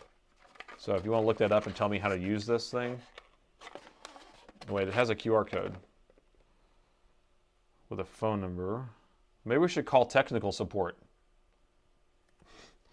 Quick, someone call technical support. Is it going to focus? There you go. Fucking kidding me. This is it my bad solder paste? No, the thing is that the steel keeps expanding. Okay, let me take this thing off of here. Because the magnets get really, really hot when you're doing this. Like, it almost seems like,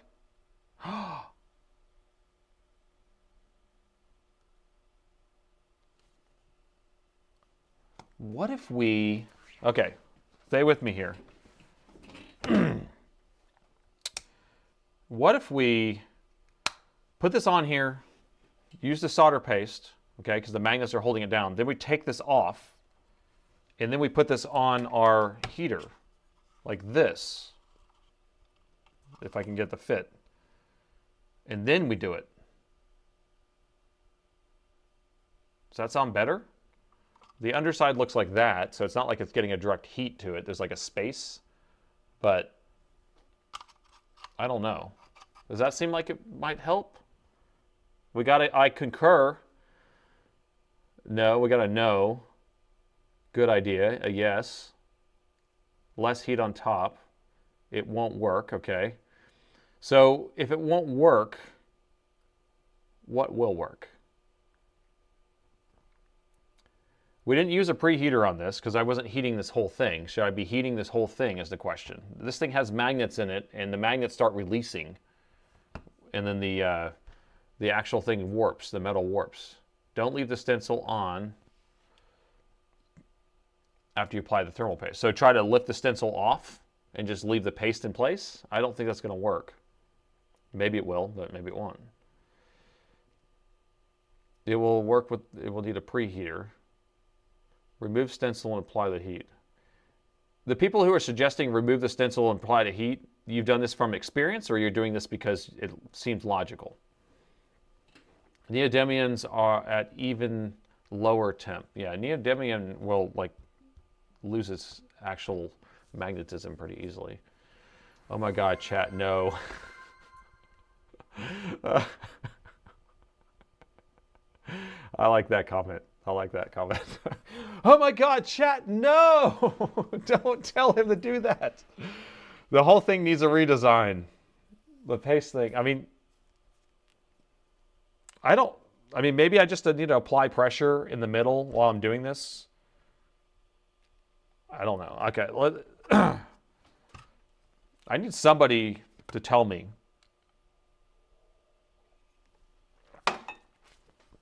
All right, let's see if we can get this chip out of here. So we have a bunch of solder balls that are all messed up here. Okay, we apply the paste, then take off the stencil, then heat it in an oven, works fine. All right, so maybe I should try this just for science.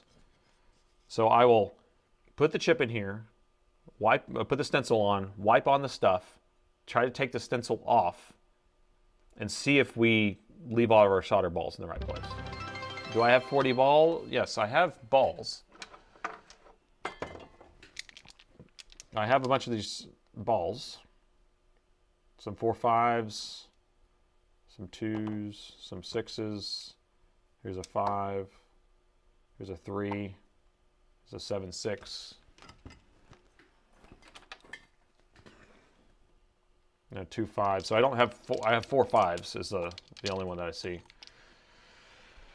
But I don't know how I'm supposed to spread them in there. This one doesn't even tell you what size it is. Do you have a magnetic base? This is a magnetic base. That's why it's losing magnetism.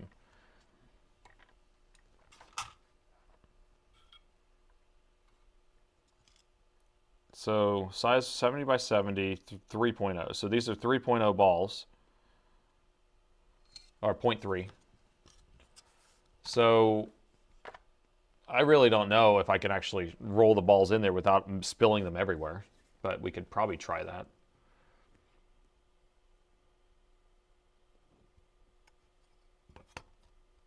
I don't know. You guys are saying so much stuff, my brain can't. I just need someone to filter for me and tell me the right thing. So, one of you mods, put something on the, ring my bell and tell me what to do. I'm gonna just take this chip off of this though for right now, because I don't.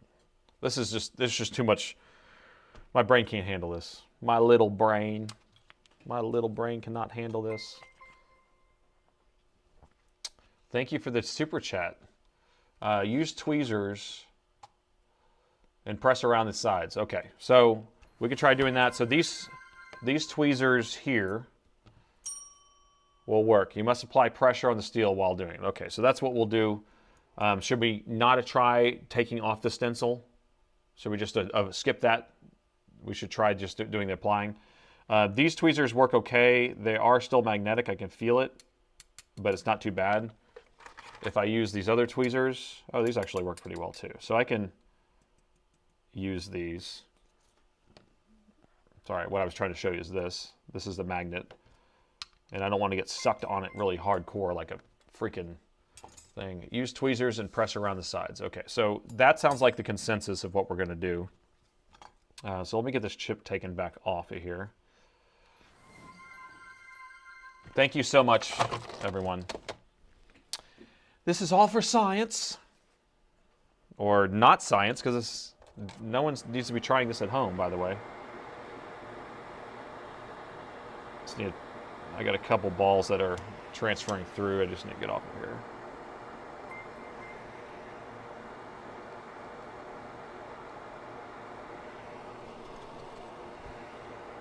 We got another one. Use tweezers all around the side. Listen to Sweden's Electronics. Sweden's Electronics, okay. I will be listening to him.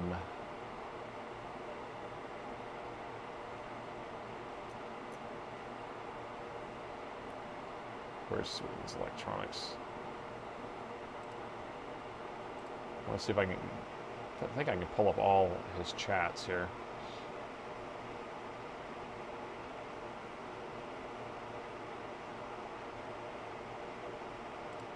Okay. All right, so I'm going to listen to you, Sweden's Electronics. So this is what he says, and I got all of his chats pulled up here.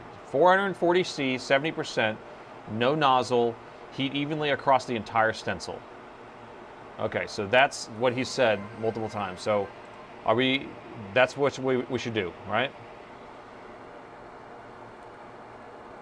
Because you've done this before. 440. No nozzle. Darn thing. I need to release this off here without ripping a pad. I got a couple balls that are going through. Okay.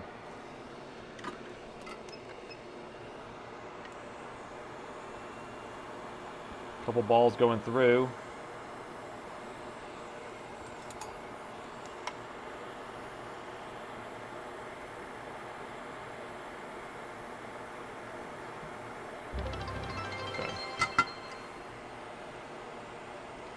Thanks for the bits.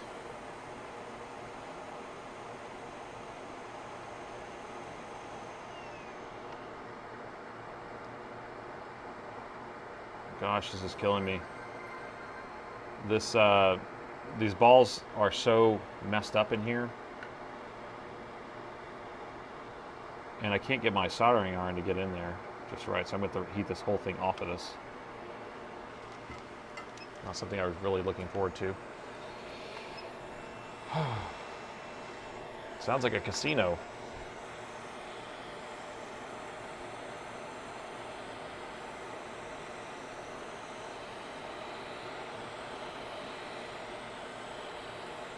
Nathan, your mods don't know how to use the bell message.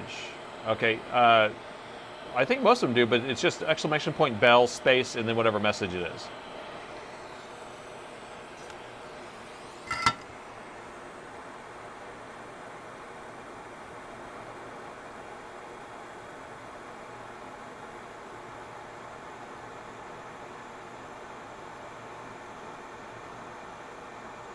Well, I have to say some of these balls look okay on this side, which is funny.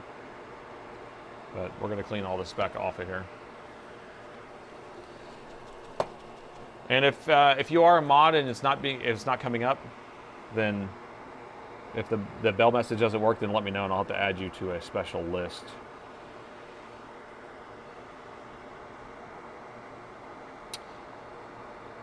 What's up there, Daria? That's my little sister in chat. She just jumped in. He does this every day. Okay. All right. Well, then we will be listening to him. Or them.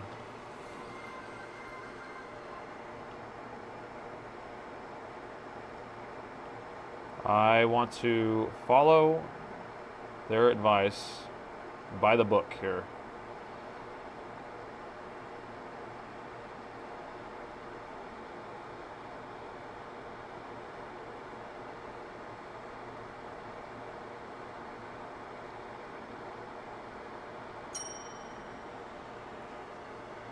Works fine for premise. That's right.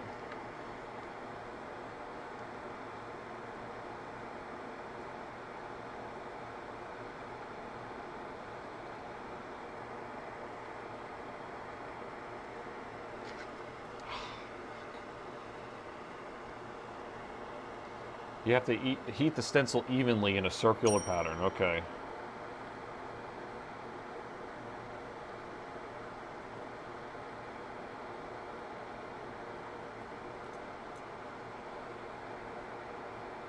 All right. Well, we are listening to him for sure then.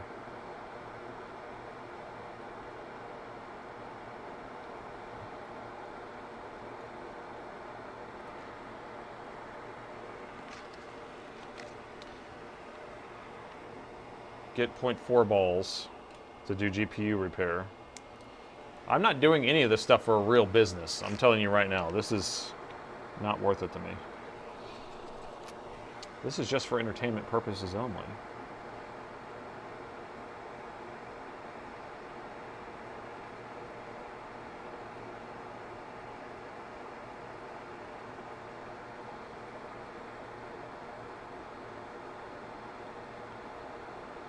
And we've already done this before. This is nice. Cleaning off this CPU. Getting all these balls off of here. I thought it was going to be too easy to get it done on the first try.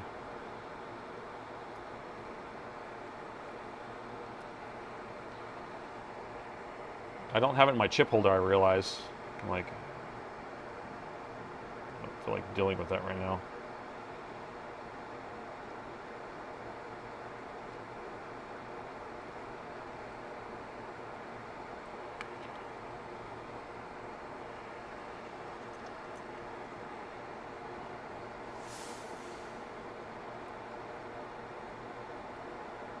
All right, almost got it all cleaned off. We're just trying to get these back down to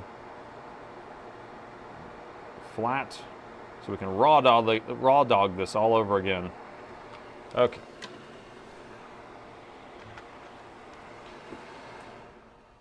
Oh my gosh.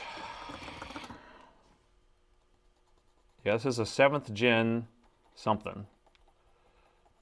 So is it a 7855U? I don't think it is. I have no idea, actually.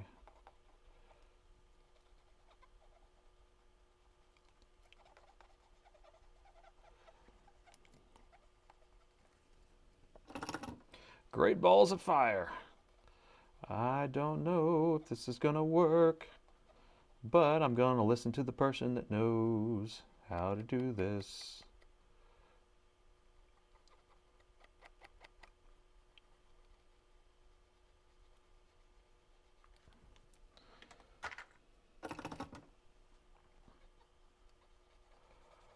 All right, we're just trying to get this cleaned all the way back off, so when we go to put some new solder paste on here, we'll be able to get it to stick properly, adhere. And this is just isopropyl alcohol I'm using.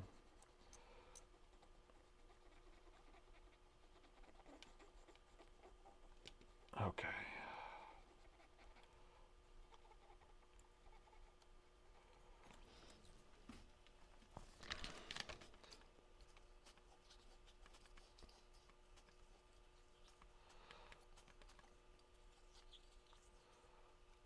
Okay, almost done cleaning that off. And we're going to, so we're going to use no nozzle. We're going to use 440, is that what you said? 440 at, I already forgot. 440 at 60% air. Say it again. 440 at, darn it, I can't find it now. I know you posted a bunch of times. 440, 60%. 70%, okay. Because with no nozzle, you actually need more air pressure anyway. Yeah, 440, 70, okay. All right, so here's how it goes. And we're doing no flux on here. Walk me through this. All right. So we'll put the chip on here, and we're putting no flux on it, right?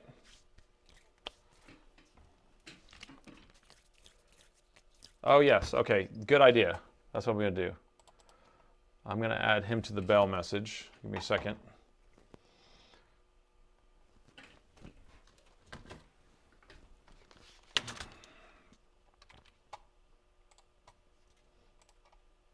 I gotta add permissions here. Actions, commands, there we go. Bell message, permissions, users.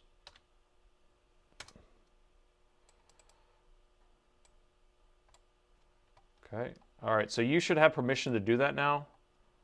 So you can send messages, Sweden's Electronics, so you just type in !bell space and then whatever you want to say, and then it pops up on the screen.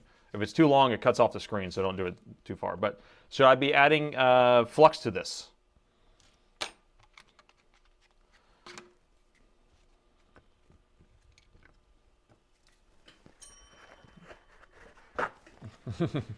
Hey, it's working. Hi, hello, Mom. How you doing? No flux, okay. And so, let me make sure the stencil's all cleared off, actually, the back part of the stencil.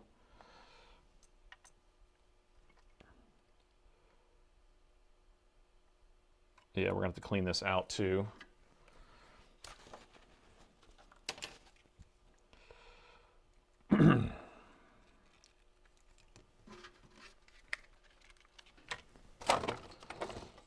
It's like starting all over again.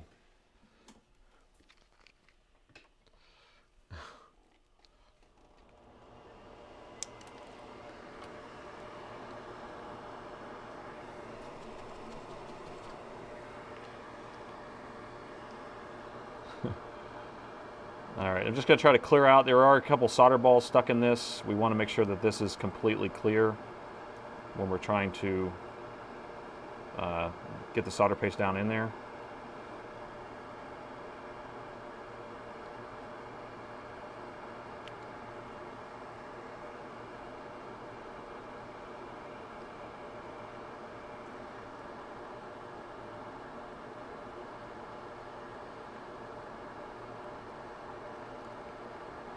And the solder works hopefully will pick it all up.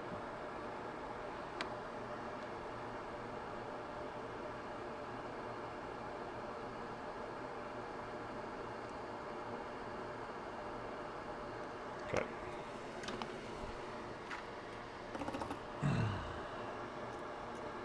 Ah, I hate when it gets all dirty like that.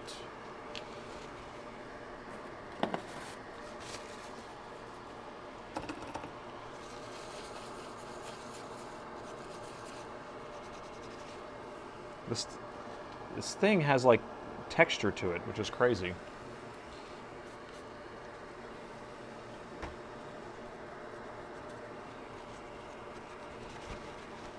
Live stream Sundays, toxic work culture. What? All right, I think I got all the sticky off of here. Now I'm filled with this furry stuff.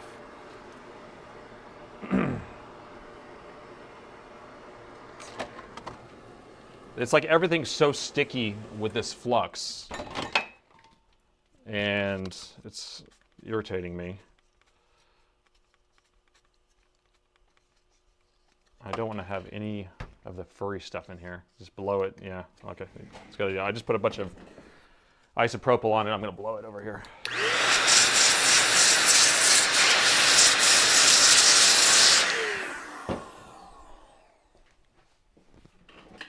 All right, that's much better. Still feels sticky though.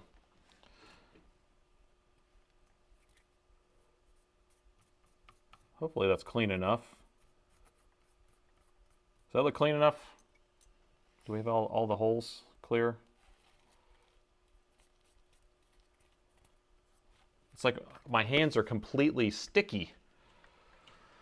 I don't think I've ever had this much trouble with flux.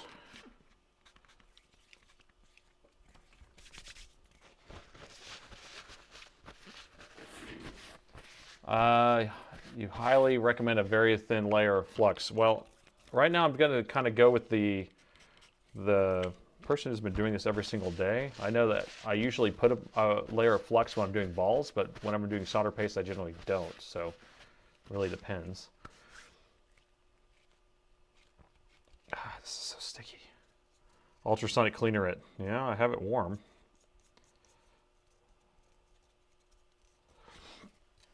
Microfiber cloth. Like all I have right now is these Kim pads, which they don't seem to be microfiber enough. All right. I think we're good enough.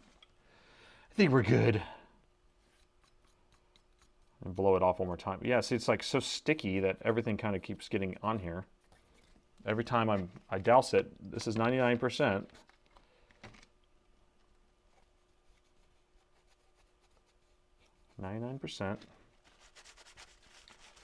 Ultrasonic cleaner my hands. That's so gross. Oh, okay. Let me blow this off one more time.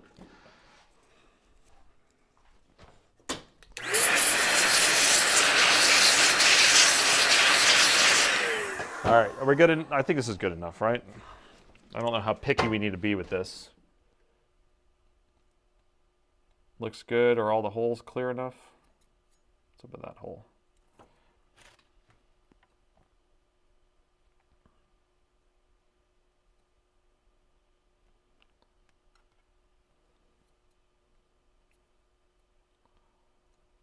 I don't know what that stuff is. There we go. All right, does that look good enough to proceed?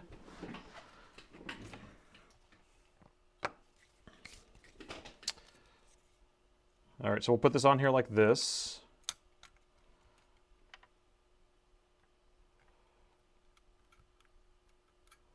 So will I need to be able to hold this down? Because I can already see it's warped at this point. It used to not be. But we'll put it on the magnet. And that should hold it down flat. Now it's flat, right? So is that looking good?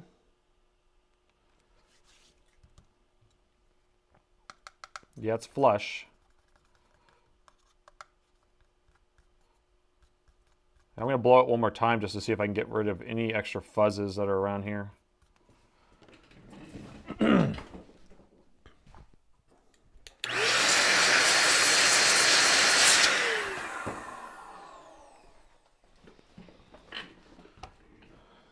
Okay, next on the agenda. Solder paste? Yeah, we need you to use the bell, please. Swindon. Use that bell, you're in charge. He's the chief. He's the chief operator. Apply the paste, go. All right, so we'll do what we did before.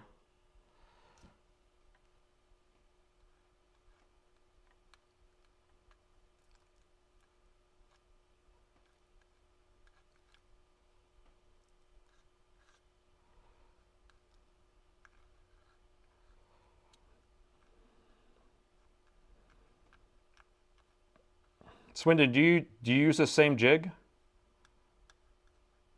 So you're familiar with this, the way that the magnet works and everything?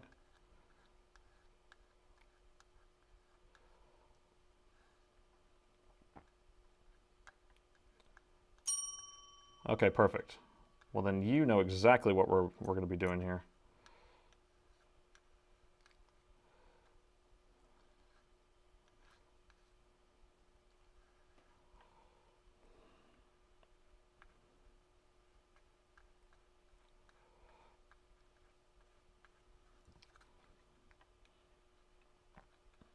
All right. Okay, so it needs to be my paste should be drier than this, huh? So I just leave the top open for days and weeks. This is definitely drier than I usually have had it in the past. I've had it more runny than this even. So I know that you want drier the better.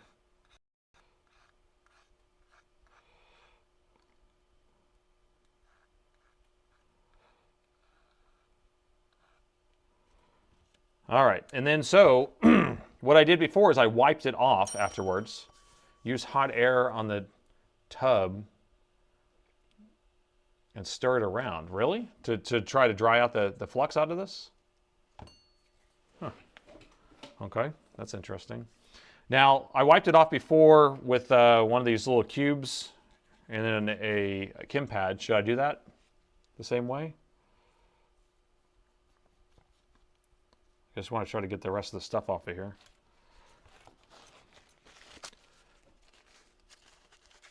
We have thousands of people watching me fail.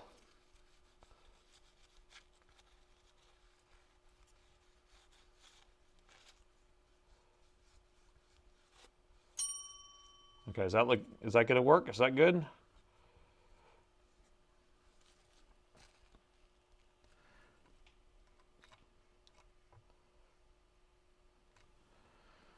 Okay. Are we ready for air? So we're doing no nozzle. I'm going to raw dog it. We're doing let's see if we can get this over here.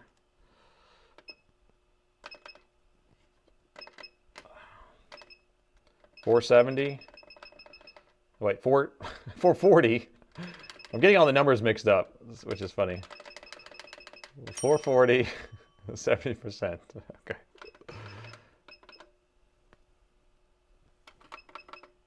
$440, 70%. Okay, and fast movement. So I'm going to be doing it. I can't do it with the microscope if I'm doing it like this. So just kind of doing this over the whole thing in a circle. Is that what we're thinking?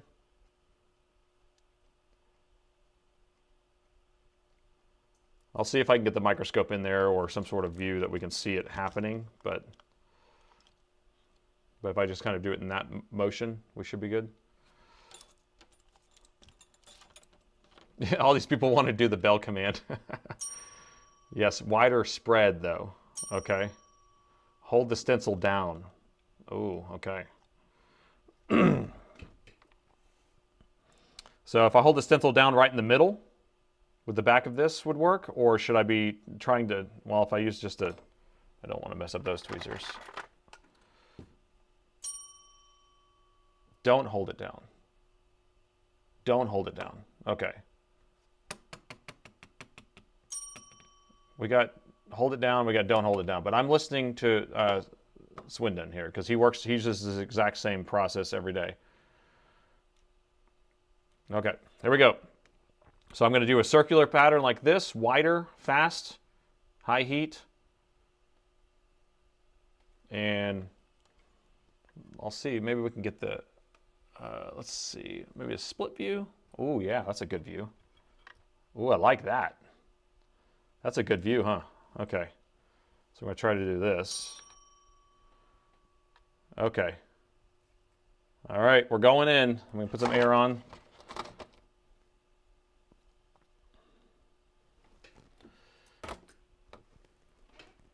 Make sure this is focused good enough.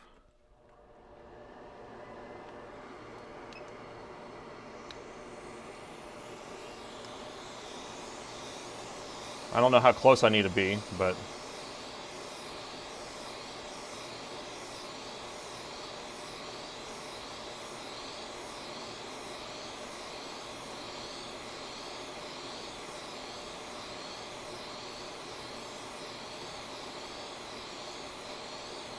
the suspense. Yeah, so people who don't have the bell, you can actually do a super chat and then I will see that message. So you're welcome to do that anytime you want. The mods are the only ones who can do the bell message. Come on, I'm actually nervous. My heart is starting to beat really fast here.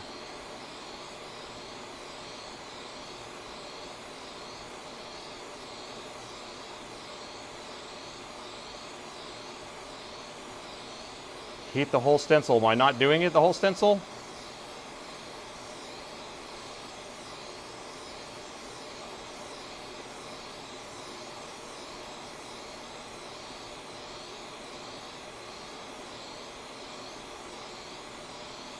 Oh, the bell doesn't work on this scene. Yes, you're right. I need to add it.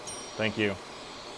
Hard to see from this angle. So, like, how close should I be is the question. It feels like it's going. It's going.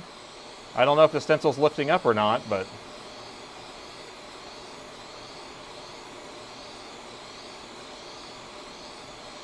it looks like it lifted up.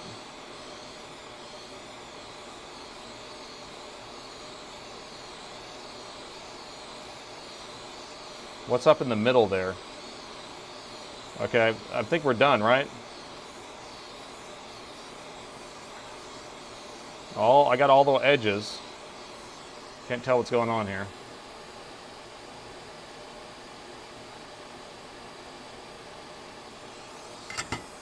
Huh. I should have held it.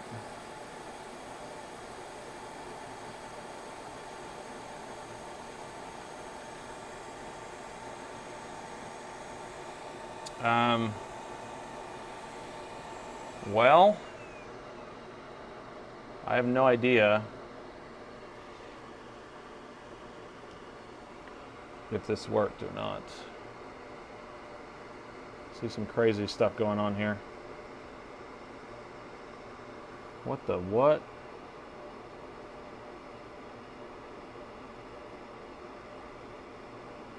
Oh, those look good. Those look good. Did we not fill up the holes all the way, or did the stencil lift up?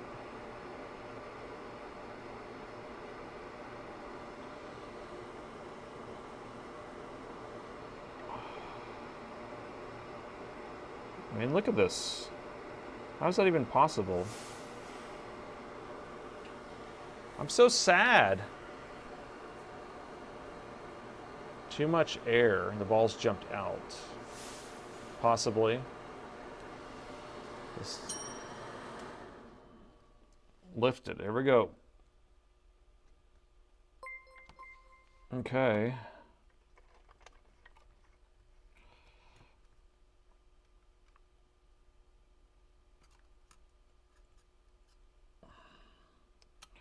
Like, I'm scared to try to get it off with that ball sticking there, because that's probably stuck to one of the pads, so I'm not going to be able to get it off. That side's coming off. That side's coming off, but I'm scared about these. Probably should wick those things up and just try to fix these pads that are messed up. I don't know. I don't know what to do at this point. Raw dog screwed the pooch. When you're applying the paste, I noticed there was pockets of air. Yeah, I mean, it definitely could have been. I don't know. That's, you know, it's just like, told the press to hold the stencil. I think it was overdose of heat. I think Swindon knows what he's talking about. I think I probably didn't apply the paste properly, would be if something's wrong. I'm going to try to wick up those balls right there and then see if I can get the stencil taken off.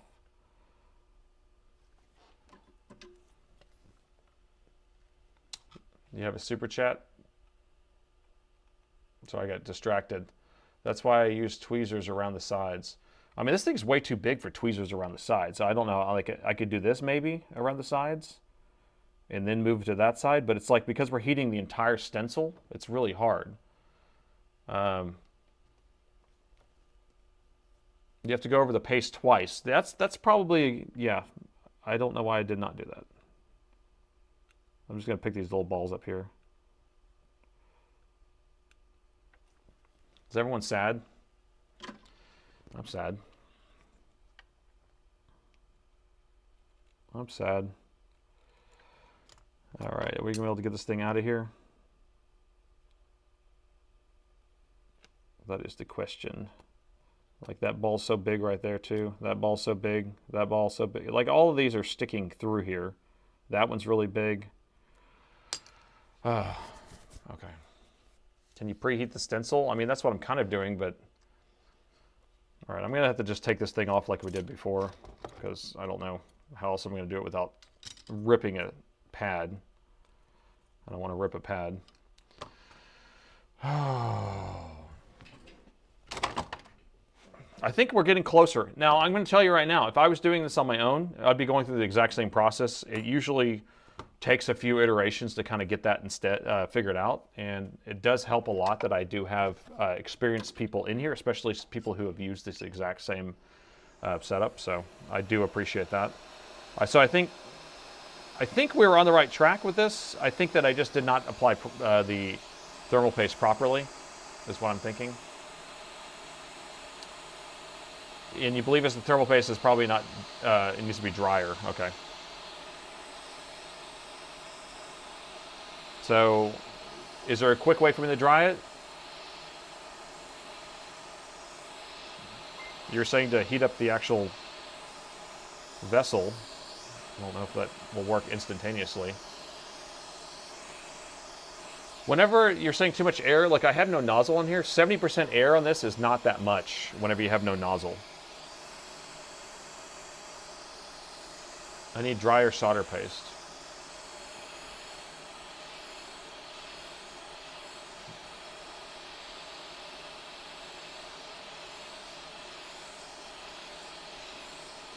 I should poke Lewis. Yeah, I should go down and just borrow his reballing machine. He's only like a few minutes from here. Solder powder. If I just had solder balls, I could just drop in the holes. It'd be so much easier. So Paul Daniels dries it with hot air and a towel. Thanks for the prime sub, Tool Man. Even though I'm epically failing here. Oh, come on. Come on.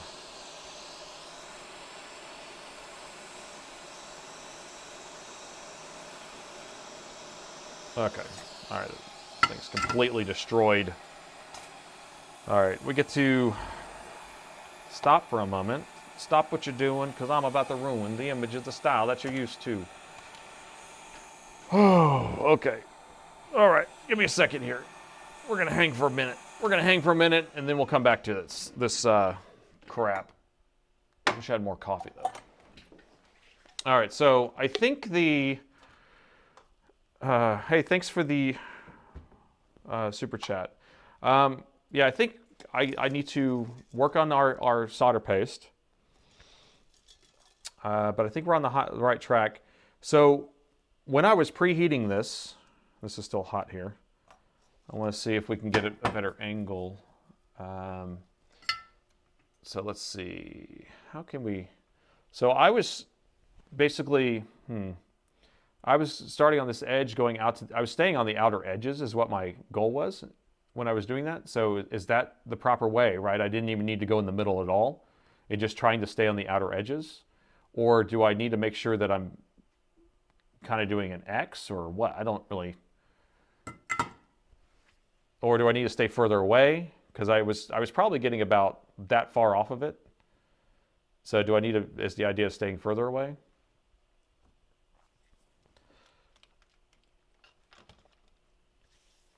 We need to save these solder balls. We got a new member, Johnny. Johnny is part of the coolest fan club. You never know how deep the rabbit hole goes. That's right. Yeah, down the laptop repair rabbit hole. I want to, yeah, I could tell you all about this repair I did 2 days ago that I ended up taking off 15 chips and I kept finding blown up components. It was all like on the USB charge circuit, but every chip I took off that was exploded and burnt, there was still a short on the board, and I kept taking chips off and kept taking chips off, and it was just like, oh, I had to give up finally. Put pressure on the middle. So we have, like, Swindon doesn't put pressure on the middle. He just heats the whole thing so it doesn't warp, which sounds logical to me too. Putting pressure on the middle sounds logical too. Now, I don't think it will hurt to put pressure on the middle, but if I'm not heating evenly, then it's going to be moot anyway, because what I did notice when I was applying pressure before in the middle, I applied pressure here, and I was kind of heating like that. It started lifting on the outsides because I wasn't getting enough heat on the outside. So the whole thing needs to be heated, and then we won't worry about it actually doing anything wrong. So it's nerve-wracking. I mean, you know, we knew what we were getting into because I actually was pretty impressed on how easy it was to take the CPU off. And then I guess if you were able to just source one of these and buy one that was already ready to go, then you'll be buying one that's already balled, and then you'll be able to just drop it on there. So I think this is a pretty good design. It's just you have to have some sort of constant heating source if we have something that will heat very far away. We have another new member from the Coolest Fans Club. Thank you. Welcome. Use solder ball. No need to hold it down. Yeah, if I use solder balls, then I could just move it away. But this, like I have one of these jigs that I use for doing that, but I don't have a stencil that will fit because these take 90 by 90s, and this is a 70 by 70 stencil. We're fully invested now. Yes, I'm just taking a break for a minute. We will continue. What time is it? 11:30? Shoot.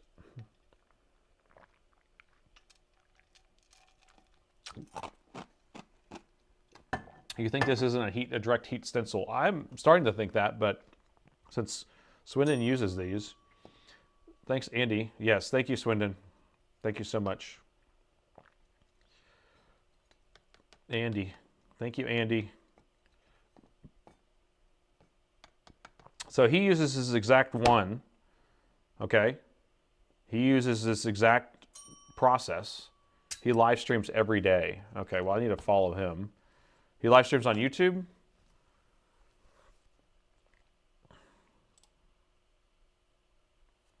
Well, I definitely need to follow him and check it out. I found this Flux 559 no clean soldering flux on Amazon. Well, it may be real stuff, it may not. Okay, I'm gonna get back to this. He does console repair though, no laptops often. And maybe that's why I don't really I don't play console games, so maybe that's why I haven't stumbled upon it, because I'm not in the console world. All right, I'm gonna start cleaning this stuff off, and then we'll give it another go. I think we can do it. Third time's a charm. $16.59 seems like a cheap price for 559. Is it a big giant vial, or is it these little tiny ones? All right, so we need to clean the stencil back off, get all these balls out of here. Remember how sticky it was last time? Yeah, I want to get some of that solder braid that has the flux already in it. That'd be nice. The stencil may be poor quality, too thin, incidentally. Faulty. Oh, really? You faulty Alienware M15R7 came back to life after reballing the processor and repairing the processor. The M15R7, those things are notorious for having bad CPUs, and so if that's the solution for it, but just, I mean, you just reballed it and it fixed it? So the CPU wasn't faulty, it was just the actual balls underneath? That might be something to think about.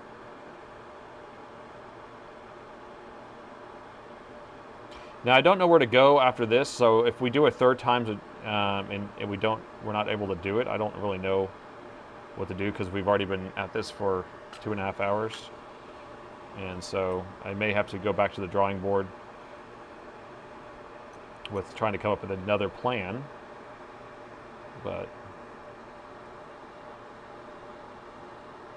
I didn't think this was going to work anyway, so I guess I'm not that surprised.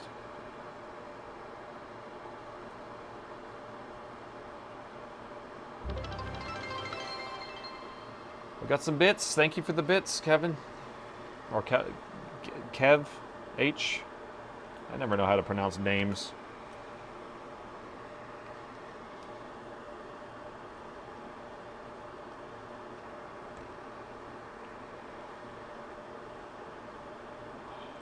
All right, a long process, but we're going to do it. I'll try to do my best to kind of answer some questions while we're doing this, so it's not super dry. The most interesting live in episode yet. All right. Well, I'm glad I can make some interesting content. I figured it would be kind of interesting to see the process of somebody who's had literally thousands and thousands and thousands of hours of soldering struggle. And I just heard, because whenever I have issues in videos, and I leave all the issues in because I want you to see that, you know, it's not always straightforward and easy to fix things. But I was reading some comments, and people said their favorite videos are the ones that they see me struggle, because then they know, it makes them feel better probably, but that's just the way it is. It's not like everything's not rainbows and unicorns. So, do you agree with that? Yeah, we hit 1,100 viewers on YouTube for the first time. Very impressed. It's great to see everyone here. Yeah, we're starting to fall off a little bit because this is the boring part again.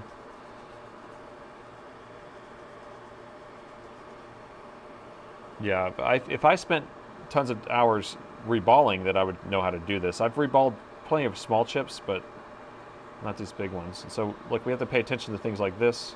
We need to make sure that all the holes are emptied out. And our stencil's perfectly clean.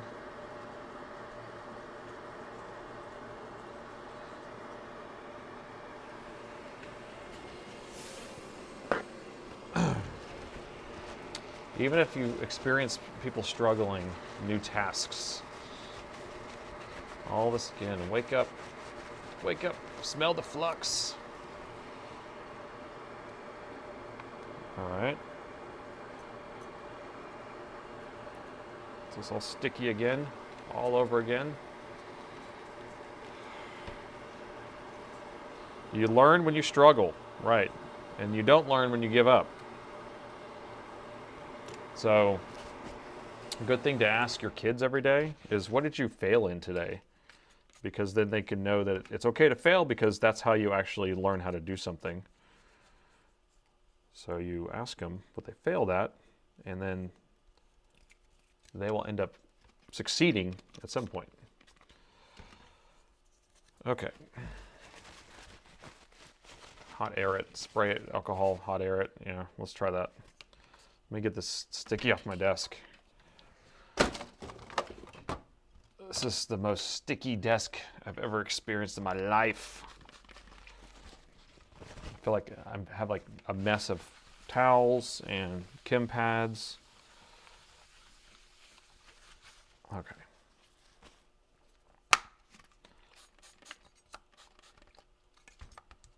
Let's do that. We'll hot air it.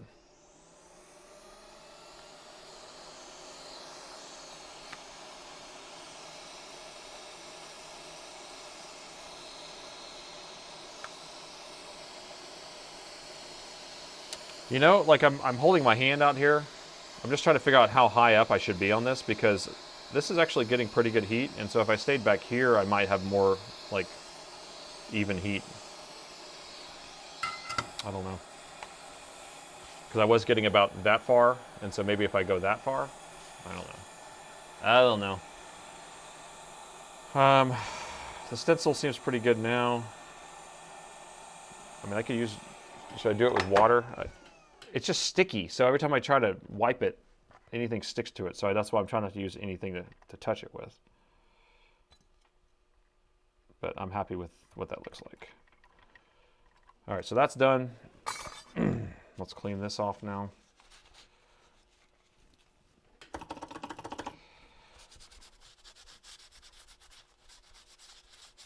Okay. And then now we got to do the CPU. I guess we can look at some of the balls that might have been okay on it. And those look good. I mean, for the most part, it actually did pretty good. And then we had the areas in the middle so this is the area where we had some balls sticking through the holes.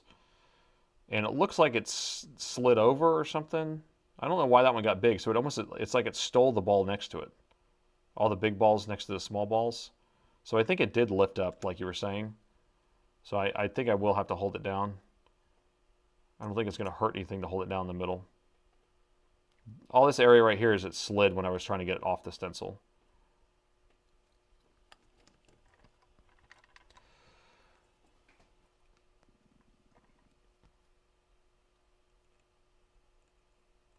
Okay, I gotta get all this stuff back off of here.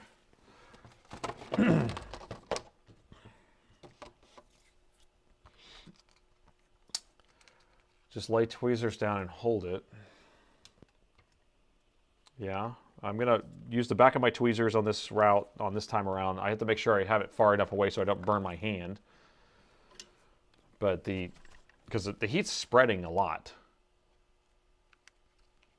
For God's sakes, you should use a nozzle, and it must be a small one to concentrate the heat. Adam, if you're just joining in, we started with a small nozzle, and because the heat plate is so big, it warps. And so if you find something aluminum, so my tweezers are half aluminum. So Adam, when we're heating in a concentrated area, it was actually warping the plate. And so we have somebody in the chat who uses this exact stencil every single day. And so we were following his technique, which is no nozzle, for God's sakes. If that makes sense, Adam.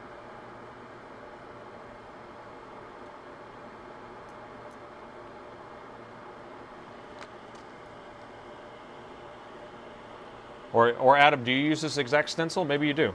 Maybe you use it every single day. I would like, if you do, then chime in. Do you reball CPUs? 7th gen CPUs? I'm definitely open for your input. Better have a thin layer of flux. That's what I'm hearing. So we're going to put 2 layers of paste in the holes this time. We're going to hold down the center, and then we're just going to make sure that we concentrate on heating the entire plate at the same time. At the same time.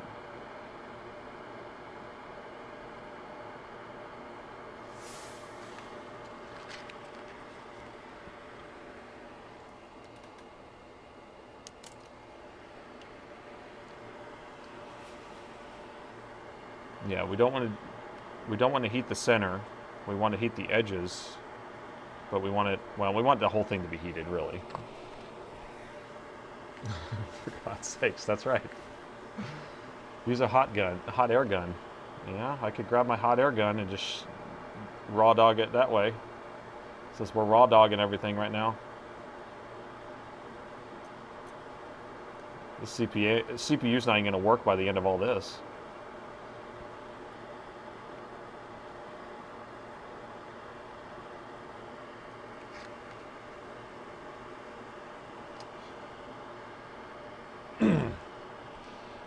So honestly, I like the type of live streams where you see the full process and mistakes. Usually, everyone shows just the results and the success. That's exactly what I'm going for, everyone. Exactly. Well said. So the whole point of this is to not have rainbows and unicorns, not show that everything just works. And that's why even my videos, I leave in all those mistakes too.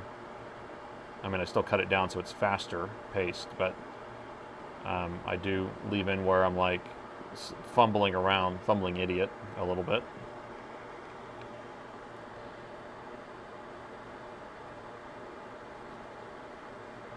We're almost done. We're almost ready for round 3. Just got to get this nice and clean.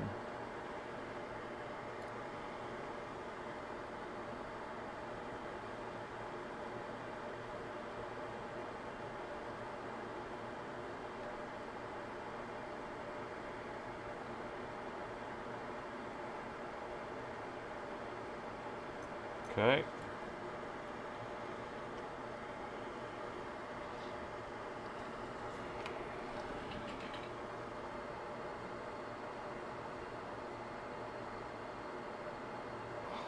All right. I think we're good. You can do this. Thank you for the motivational support. If I do this, it will be very, very entertaining. If I don't do this, it will be very, very entertaining. You see? It's a win-win.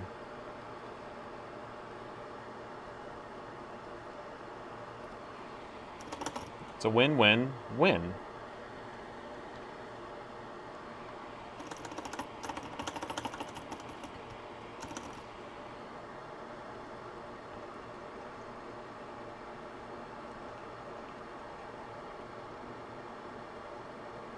Gotta get this clean. Gotta get it clean. God, this flux sucks. Maybe I should use better flux too.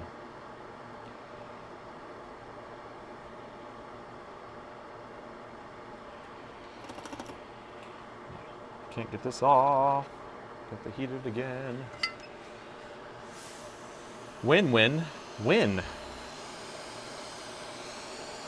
Whenever I say that, I always think of that Office episode where Michael Scott's trying to explain different scenarios. Win-win-win. All right, the stickiness is everywhere. God, it's like I just want to stick this in a bathtub of isopropyl. All right.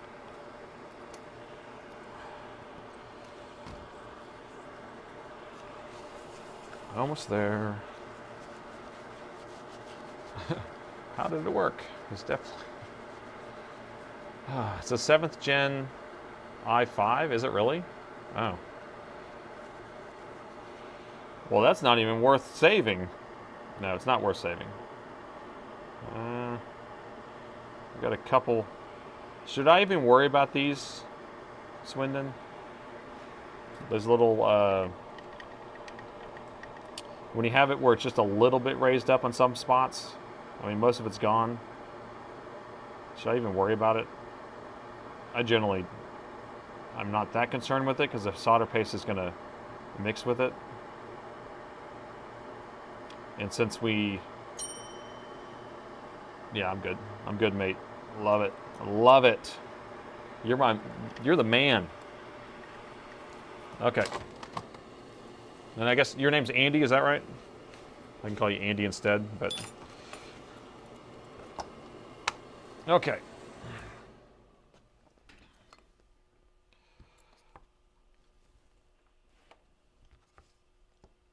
So we are going in like this again.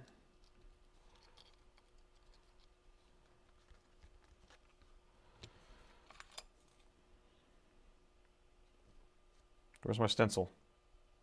Someone see it? Here it is.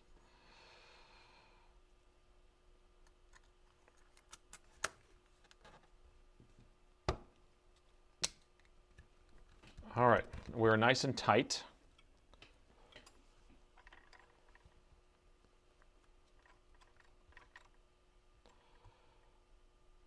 All right. I see something in this corner hole here. What is that? What are you?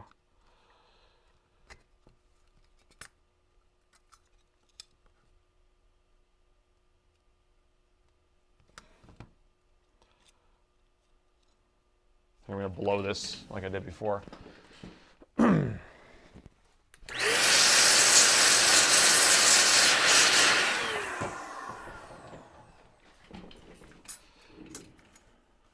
All right. So again, low probability that we're going to be able to successfully do this, but I feel like we're getting closer. I feel like we're getting closer. All right, so we're going to put on our thermal paste. I mean, our solder paste. Now, I should dry this out more, I'm guessing, but need to make it really dry. And so the technique for really drying it, I mean, I've seen people wipe it on these Kim pads, but then I feel like I'm like picking up like stuff, like fuzz off of it when I do that. So, I mean, should I wipe the stuff on my Kim pad here and then try to like pick it up to dry it off more? A lot more pressure will help. Yes, I could do that. And then we can do a couple coats of it just to make sure we have plenty. You're blowing like a harmonica. hopefully this stuff is going to be dry enough. Wipe it on a microfiber towel. Well, I don't have a microfiber towel. All I have are these Kim pads. So, oh man. If you heat the stencil in the jig, you will fail again. So, Mr. Tom, I want you to explain all about that, because this, have you ever used this jig before?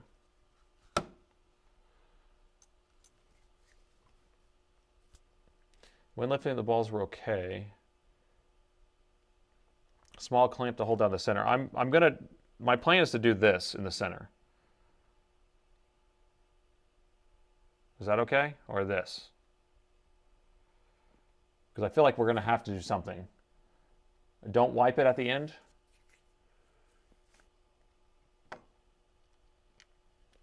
Don't wipe the flux. I mean the paste. Because if I take some of this paste here and put it right here, so it's still pretty wet.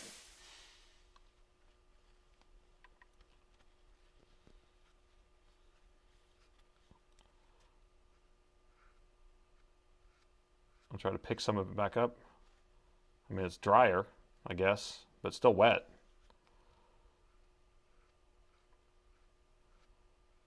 It's not dripping.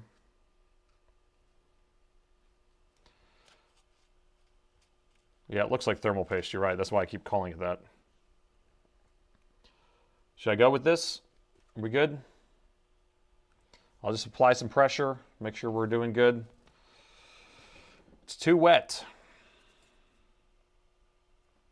The last time it seemed drier, or maybe I found a drier pocket. Google said 470. I don't know how much air. Yeah, so that's max heat. So we're at 440. Mortar and brick construction. We're good.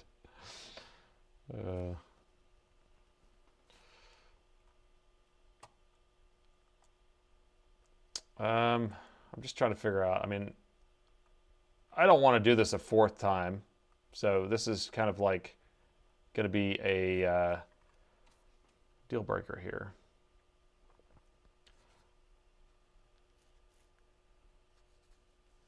Let's go with balls. If we did balls, it would go everywhere. I don't know how we're going to do balls here.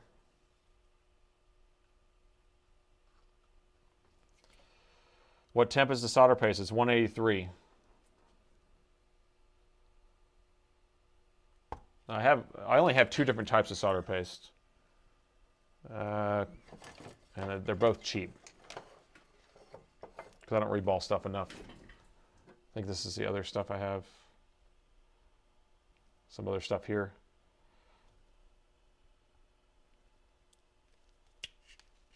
That's not a ball stencil. Yes, it's not a ball stencil.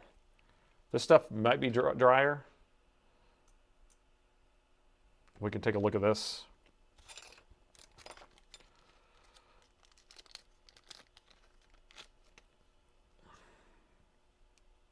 Oh, this stuff's hard. Oh my god, it's like a rock. Oh my gosh. Ugh, I can't even scoop this stuff out of here. It's so hard. I haven't used this stuff in a while. Is that what I want? Some hard as a rock stuff? I need something longer to scoop it out of here though. Remove stencil and heat with hot plate.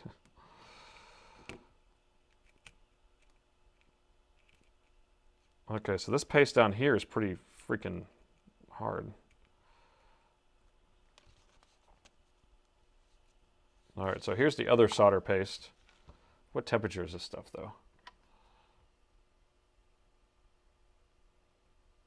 183. So here's the other paste. It is gooey. Look, it's like really hard at top, but it's all liquidy on the bottom, so that's not gonna work. We got too many people, too many chefs in the kitchen right now. Too many chefs in the kitchen, man. I was going to do, I'm going to do the same thing that Andy did the last time. We're just going to apply pressure in the middle, and then I'm going to just try to do the best I can with applying this solder paste. Hopefully I can get it dry enough.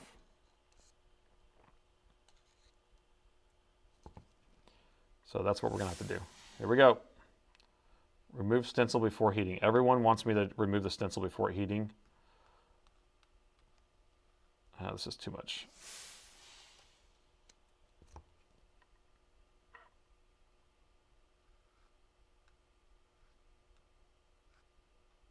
So I'm going to apply more pressure to make sure these holes are filled.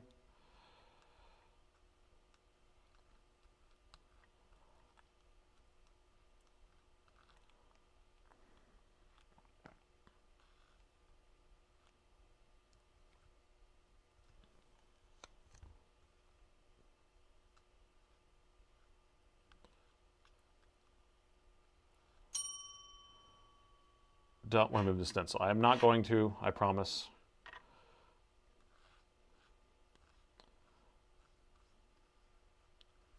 I promise I won't remove the stencil.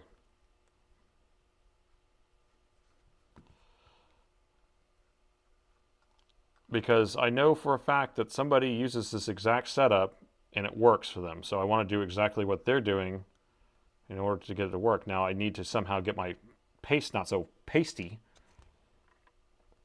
That would be the big solution. Yeah, because this seems runnier than it was before the first time. I don't know if I just found a different pocket. I'm trying to pull it from the top so it's the drier area, not the bottom where it's all kind of runny. Yeah, this is way runnier than before.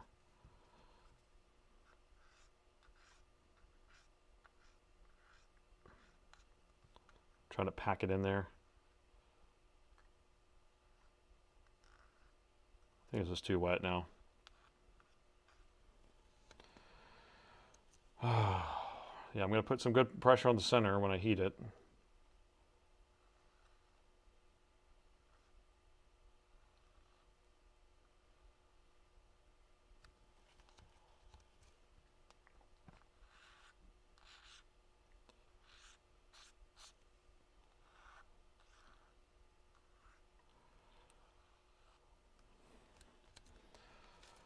All right.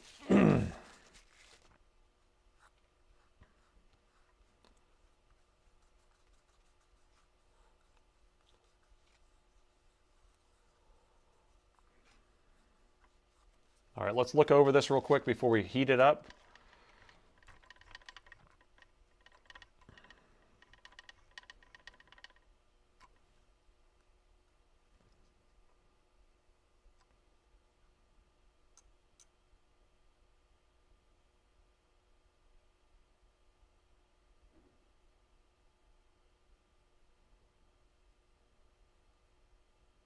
That one's a little low.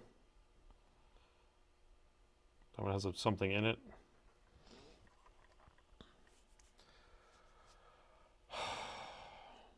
Yeah, I didn't wipe it with the towel. I just used my finger this time. I'm going to add a little bit more on that one edge there.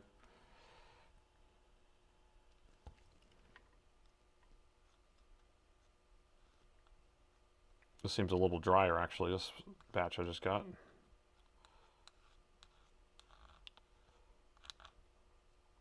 I don't know what's up with these spatulas. Do they only go one direction?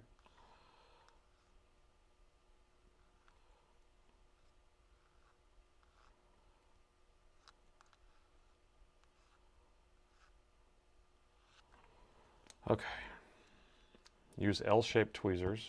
Let me see if I have my L-shaped tweezers.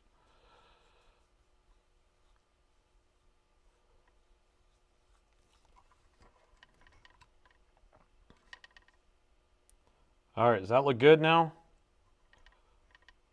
It looks good to me.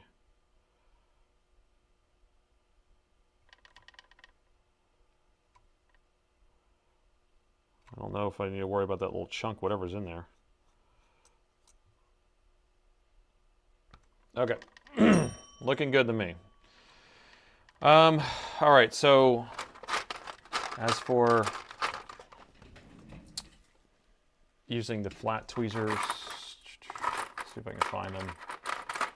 I'll go dig in my drawer over here. We'll see, we'll see.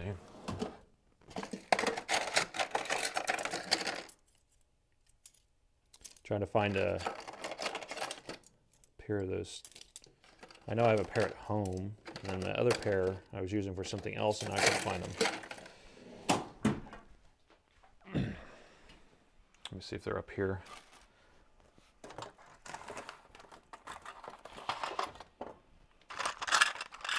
Okay, got my pair of tweezers that are the ones that kind of have the little flat bottoms on them. Oh, but they're magnetic. Oh my God.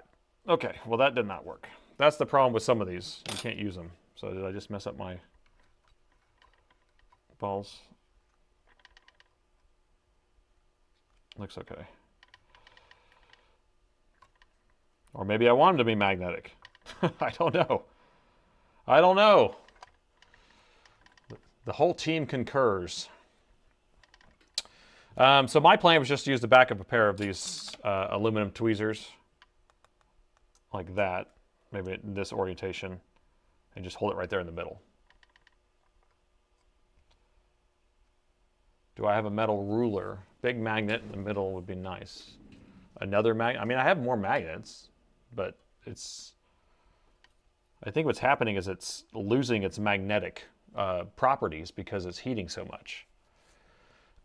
Need more people from YouTube to come to Twitch. Oh yeah, we only have 83 people on Twitch right now. Or 82. All right, I think we're good like this, right? So we're going to come back over here. Let me get my dual camera set up again. You want me to move the chat over there so we have the chat at the same time? And, oh, we need to move our message. That's what it is. Bell message. Copy. And then we're going to split camera. Paste. Reference. Okay, try a bell message. I want to see if it shows up there. It should come up. What am I doing? I'm reballing a CPU. I pulled it off of another motherboard. Okay, test is working. What else did we need on this view? Did we want the chat on there too? Doesn't really matter, but doesn't really matter. Chat, chat, chat, where are you at? Count, polls, YouTube chat. Copy.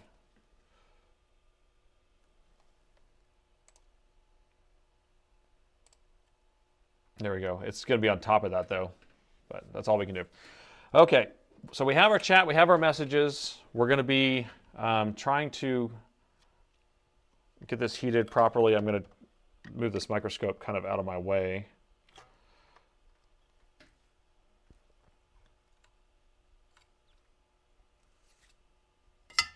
We got a new Prime Twitch member. Oh yeah, I don't have any of those alerts on here. All right, so we're still at 440, 70% air. Now, as for the distance-wise, if we go to widescreen, I'm going to turn the heat back off. So Andy, take a look at this. How high do you want this? I was doing about like right here before, about that height, but I could go higher. So I was doing about right there. If we can go back to that split view. I don't know if it's going to show better like this.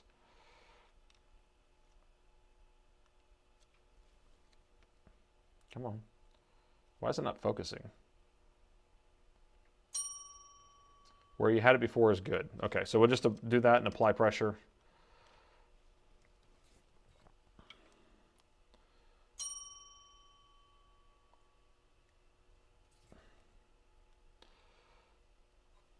All right, and I'm going for it. Okay, third time's a charm. Use small nozzles. You got it wrong, buddy, because this is a big stencil, so you can't do it on a small nozzle. Okay, so I'm going to hold down the center. We're holding down the center. I need air, actually, or else I'm going to die.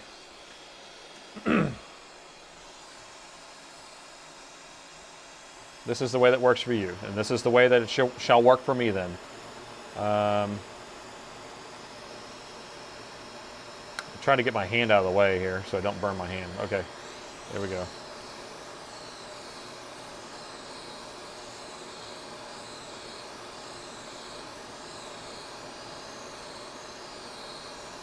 So try to heat the edges more than the middle, right?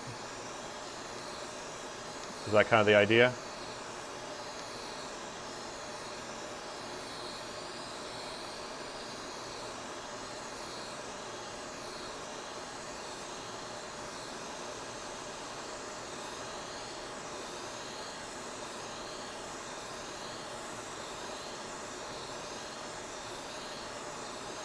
Y'all gonna do a poll whether this would work?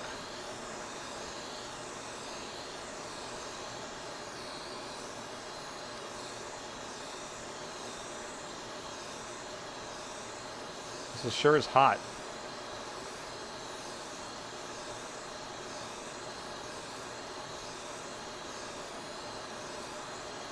The middle's already messing up. Should I stop? You see the middle doing something weird?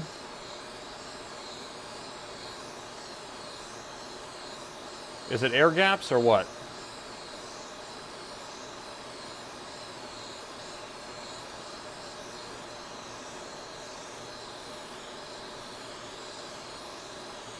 This is burning the freak out of my hand. Continue, I'm continuing.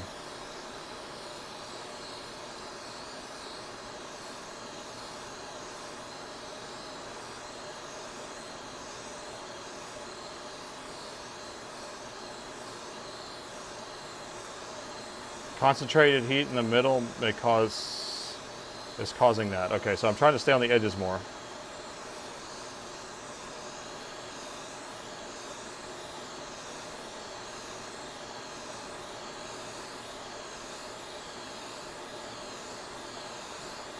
A glove would help, yes, that's very smart.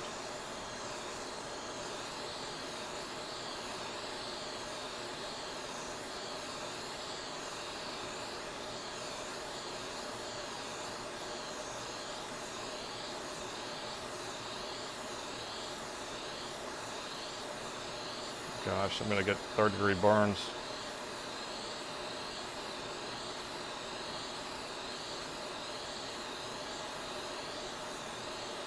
Okay, we have melting going. We have picture! Come on. We have picture! Come on, keep going! Keep going! Keep going! You can do it!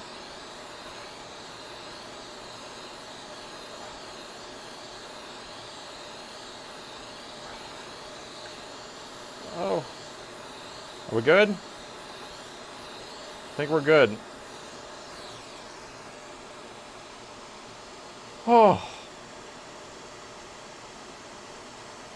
Oh my gosh, this is... My hand's hurting. Because I'm holding pressure.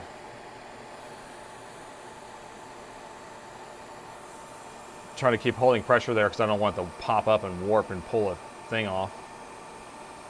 Oh. How do we do, Andy? Yeah, I'm ordering some heat-resistant gloves right now. Because that was some pain. Only third-degree burns, though. For a system I'm not even getting paid for. How did those 100 degrees tweezers feel? Yeah, exactly. The tweezers actually didn't get as hot as I would think. But fourth ball from the bottom right. Ceramic tweezers, yes. So I think I need ceramic tweezers. I need gloves. And I need to not do this ever again. That all works together too. All right. Okay. Oh. Oh God. Yeah, I'm missing a ball, I think. Okay, well, we can always replace one ball. I'm not worried about that. Dry paste. Okay. It actually looks, I'm pretty happy so far what I see here. Okay, let me get a better angle here. Oh, ball popped out. It just kind of blew out of the hole. That's cool. We can actually save that ball, right? So that's not a big deal.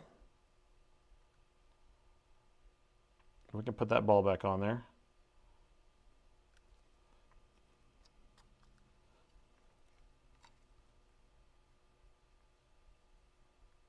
Missing a ball there.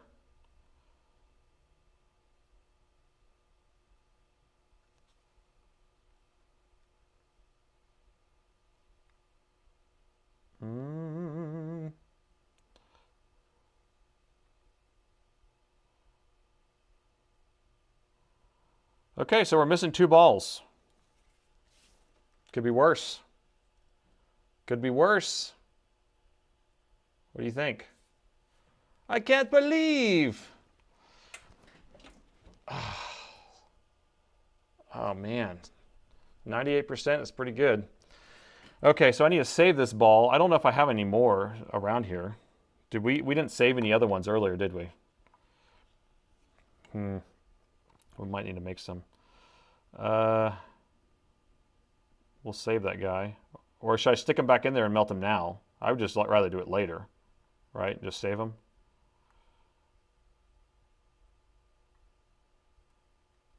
But we need one more.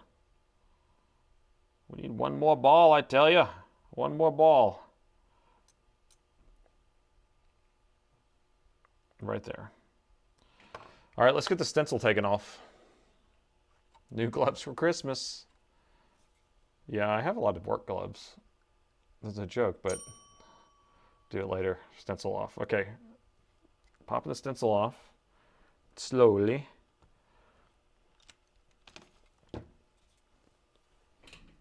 Now, I don't know how well this is going to come off. That's the question.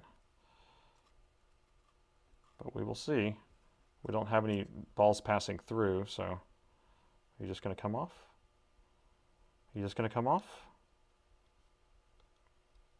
And what's your trick on getting it off of here without pressing too hard and making sure we mess up something? Do you reheat it again?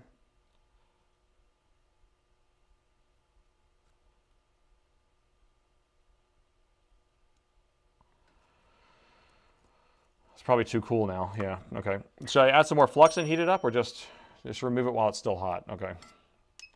I'll heat it back up a little bit.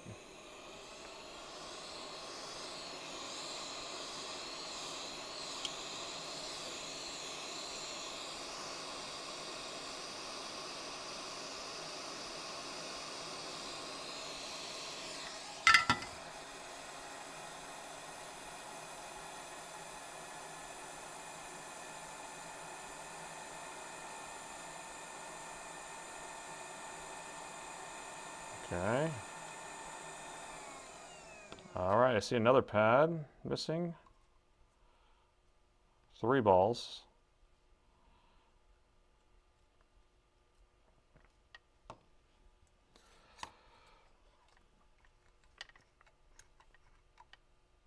All right, so we have this one we can put right there in its little happy little place, right there. This one we need one there, and then we need, we have some extra ones over here. Those are tiny. And that's not one. And then this one's missing, or it's kind of a low ball. I don't know how we're going to be able to get that low ball back up. We got to find some balls somewhere. Oh, should I just use some pre-made balls? Oh, man. What are these, like a... Here's a 0.3 wire, solder wire. So here's a 0.3 solder ball. Let me see what size that is comparatively. Check the stencil. Oh yeah, I may have one in the stencil. You're right.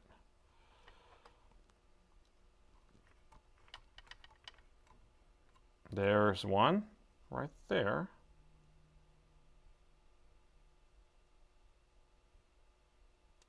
There we go. Where'd you go? Just drop off? Okay. Okay, we got him. We're going to put him right here.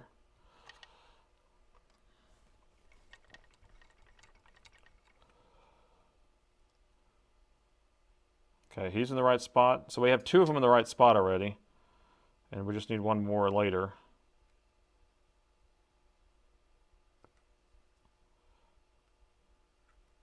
I'm just going to get all this extra stuff out of here.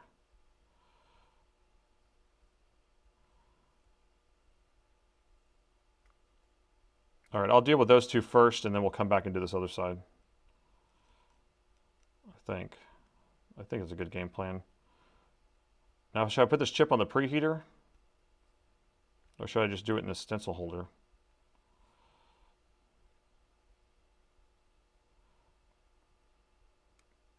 I feel like I want to do it on the preheater, but...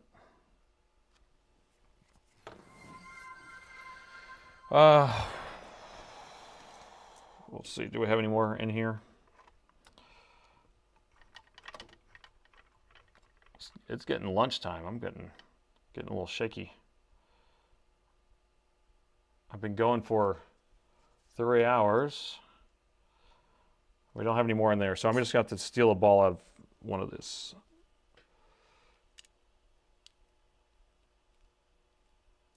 Suggest to make some balls. No preheater, just flux and flow. Okay. Yeah, I can make some balls. If this ball's close enough, then in this jar of 0.3s, then we'll just go with that. So let's see what size these are. Oh, those things are tiny. 0.3s are way tiny.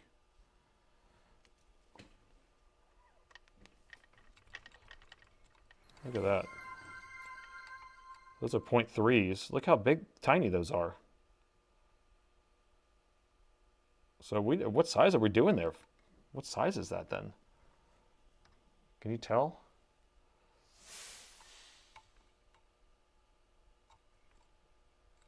.45, yeah, we'll go with 0.45 now.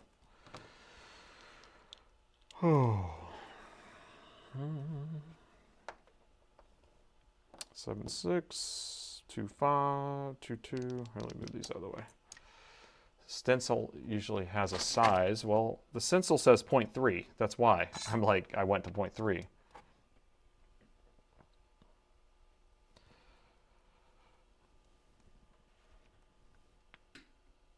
So here's 0.5 and then our 0.45s. So 0.45, you know, but you can never trust these cheap Chinese stuff sometimes. Let's see what we got.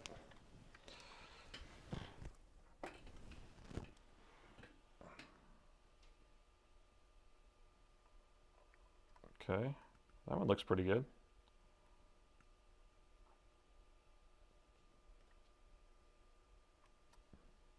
Yeah, that looks close. 4.5 looks pretty close. Now this thing has like a little bit of a bulge on it, which I don't like. That pad doesn't. So that might be too tall now because it already has some solder on it. I don't know how well y'all can look at that, but. So the issue I think I'm seeing is that there's already solder on here. And so like the ball's about the right size, but there's a little bit, it's like a half solder. It's almost like half of it was on the other one or something. I think I should still do it. It's hard to remove it.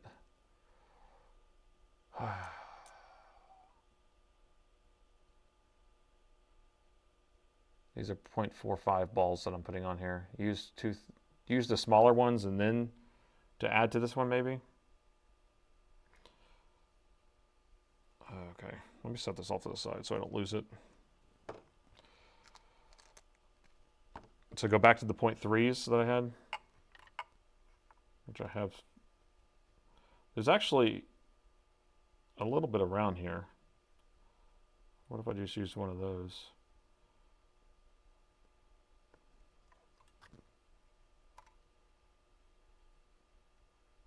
So that's my 0.4.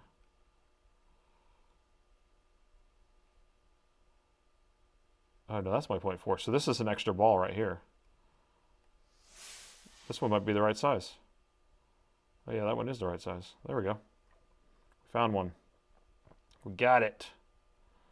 Got it. Okay, so now, so no preheater, huh? It's gonna be kind of hard, I feel like. All right, so we got everything lined up the way we want it. We got the balls in place. At this point, we just need to heat it up and try to get all of them to sit in the right place. We're gonna be vigilant on, let's see if you guys can, it's so hard to tell.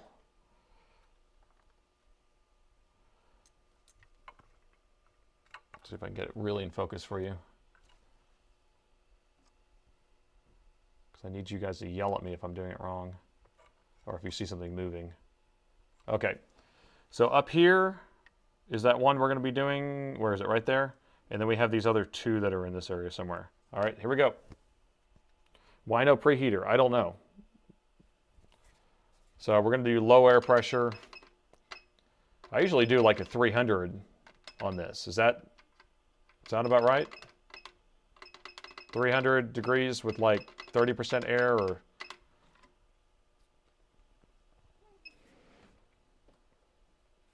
Small ball on the left. It's the last one. I think I'm going to reflow it. I don't see anything that's out of place. I went through all of it. 330.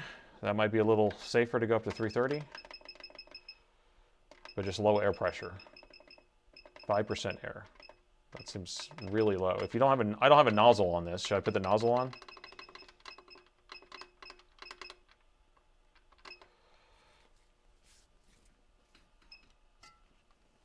I feel like I should put like a fat nozzle, like this. No nozzle, just that way we can heat the whole thing. All right, so we're at 30% air. Here, I'll go down. 20% air at 330.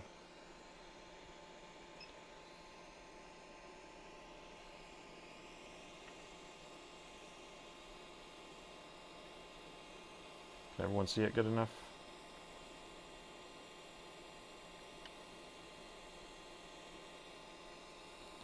We just don't want to blow any of those things around. It's the main thing. But you'll look at it and you'll start seeing them all dance into position.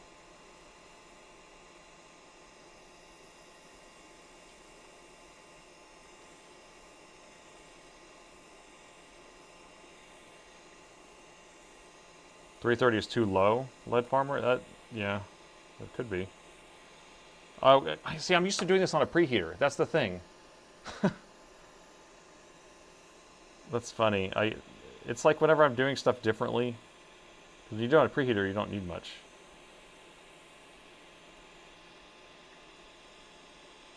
So what should I go up to then, Lead Farmer?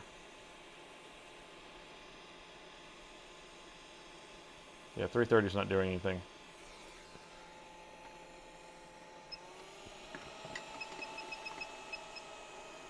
All right. I'll do the flux afterwards. That's what I usually do. Is I'll first seat these things all in the right spot, and then I'll add flux at the end. I don't want those extra balls to flow out of place.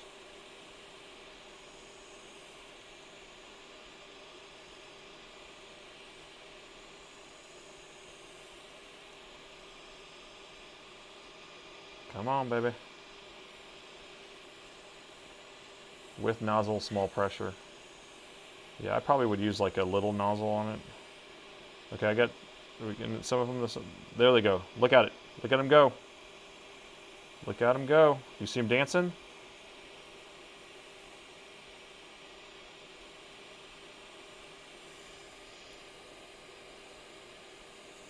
You see them all go? We're not totally in focus or what? It's hard. It's just like there's a reflection. All right. So now we can add flux to it. If we wanted to. If we were so inclined. We're good though. Now flux. So NF flux, right? NF dot flux, that's what we should be putting on it?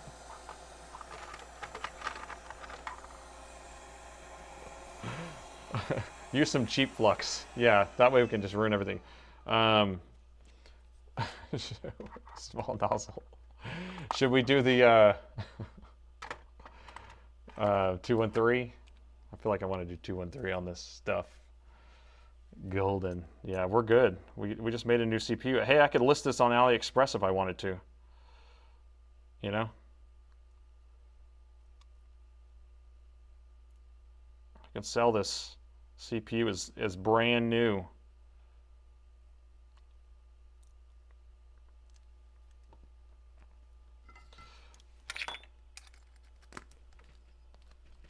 Oh, uh-oh. I forgot that this thing was hot. And I just burned my finger. Great. Yes, the pain is coming. I can feel it. They're selling for $20. Oh my gosh. Wow. The pain is real.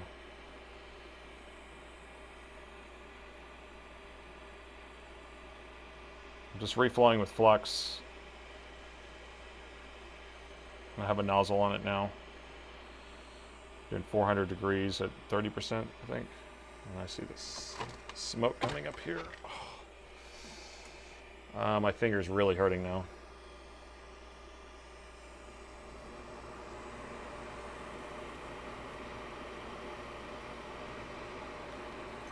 I don't know why this isn't going here.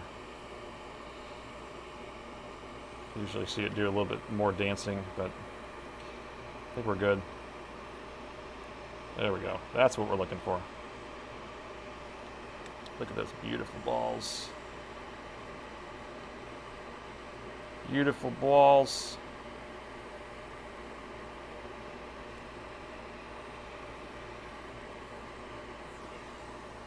Okay.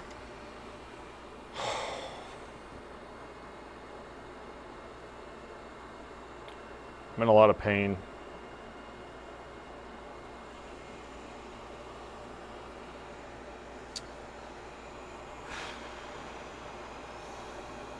Pretty painful. We did it, everyone. We did it. And here, look at this mess. Look at this train wreck that's on my desk. Oh my gosh. Okay, I'm gonna sit here for a second. Yeah, I messed up my finger pretty bad, or both fingers actually. And I can see my skin's completely wrinkled over.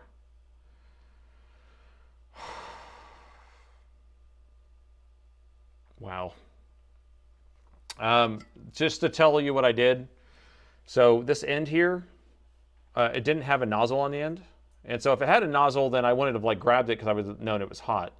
But what I did is I took this nozzle that wasn't on there, which was cool, and just, stuffed it on there. And then I went to kind of adjust it, and I put my fingers on the actual hot part here. So I kind of wrapped my hand around that whole area. And now, like, both my thumb and finger are completely just wrecked. Oh gosh. But we have a beautiful, beautiful, brand new CPU that I can list on AliExpress if I wanted to.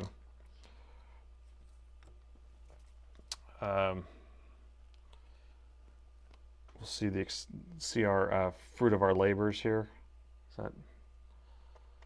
Look at that. Thing looks perfect. Looks perfect. So now what do we do? I need to go get some water to put my finger in. That's what I should do, actually.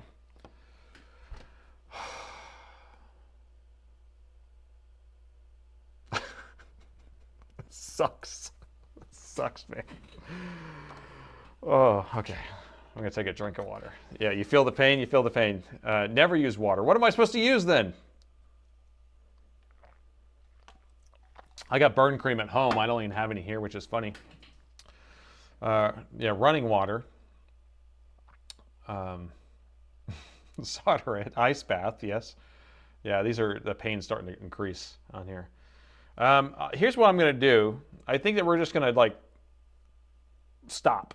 because we got the we actually succeeded in what we were trying to do. Well, kind of. We made the CPU now. It took us, what, 15 minutes to get the CPU off, and then it took us 3 hours to actually make it usable to put on something else. So now we have a CPU. Do you want me to continue this on Wednesday, installing it, or should we wait till next Sunday, since a lot of people tune in on a certain day, and we can continue this next Sunday, installing it and testing it and things like that? What do we think? So here, I'm going to end this poll here. So the question would be next Sunday. I think next Sunday would probably be more practical, because most people, there's certain people who tune in on Sundays and certain people who tune in on Wednesdays. And so, okay, so here's what we're going to do. We're going to bench it. I'll save this for next week, or next Sunday. And so next Sunday, we're going to proceed with installing this onto the other motherboard and seeing if, and then that way I'll have time to actually have I don't have the laptop for it to install into, so I got to go find a test machine, and that way we can get it installed. And either way, this thing was pretty sick. Oh, we got a new cool fan member. That looks pretty legit, though. That looks pretty legit. And so now I know the process on how I want to do it. And yeah, it was pretty good. I just saved my fingers. No, I just burned the heck out of my fingers. Well, do you guys want to just chat for 15 minutes or so? Ask your questions. I know it's been a long stream already. It's been 3.5 hours. But I usually like to have a little bit of time at the end to do a questions and answers, or just chatting thing. Yeah, I'll live through this. And I get home, I'll put some burn cream on it, and we'll be good to go. Oh, next Sunday, and I need to get mittens. That's what everyone's saying. You know what? If I had latex gloves on, do you think it would have been worse? If I would have actually had my latex or nitrile, I guess, with it like burned to me. No, stop the stream. Care for the skin. Okay, all right. Well, I appreciate that. You guys are so thoughtful. Everyone's so thoughtful. You watch the stream every Wednesday evening for the first time. You usually watch on the Wednesday. It was like it was, yeah, like it was bought brand new from Intel. That's how good it looks. Neosporin. I thought Neosporin, isn't that a myth? That stuff I heard? I don't know. No chat, fingers first. Okay, well, then I will, because I'm actually hungry too. So I'll go have lunch, clean up my mess. Look at this. Look at this. This is nuts. I need to get some better paste though. So if someone could Discord me, get me some heat-resistant gloves. Thanks for the super chat. Colin says I need to get some heat-resistant glove. Nitrile would have been worse, yes. So that's why I don't wear the gloves anyway. But yeah, so if someone can tell me or send me what they use. Andy, that would be nice if you can tell me what you use. Or I need to dry it out really well, because I really would love to have really dry thermal paste. Leave the lid off. There's your problem. Just leave the lid off. Should I just leave it off like that, and we'll be good to go by next Sunday? Oh, it's starting to get funky. Okay. All right, well, I'm going to sign off. I appreciate each and every single one of you. Thanks. Use Mechanic 183. So, okay, so I need to order Mechanic, not Wonderway. You don't think Wonderway is good? Whenever I saw the word Wonderway, I was like, this got to be the stuff. This has got to be the stuff. Anyway, yeah, I'll order some more stuff for next week. That way we have more. I wonder why. But anyway, I want to thank our mods who work really, really hard every single week to keep everything going. I want to thank Andy over at Window. I'm gonna check out your channel, who does console repair, who helped us on this. And thanks for all the super chats and all the subscribers and members and all that fun stuff. And I'm gonna go home and take care of my fingers. And thanks for watching.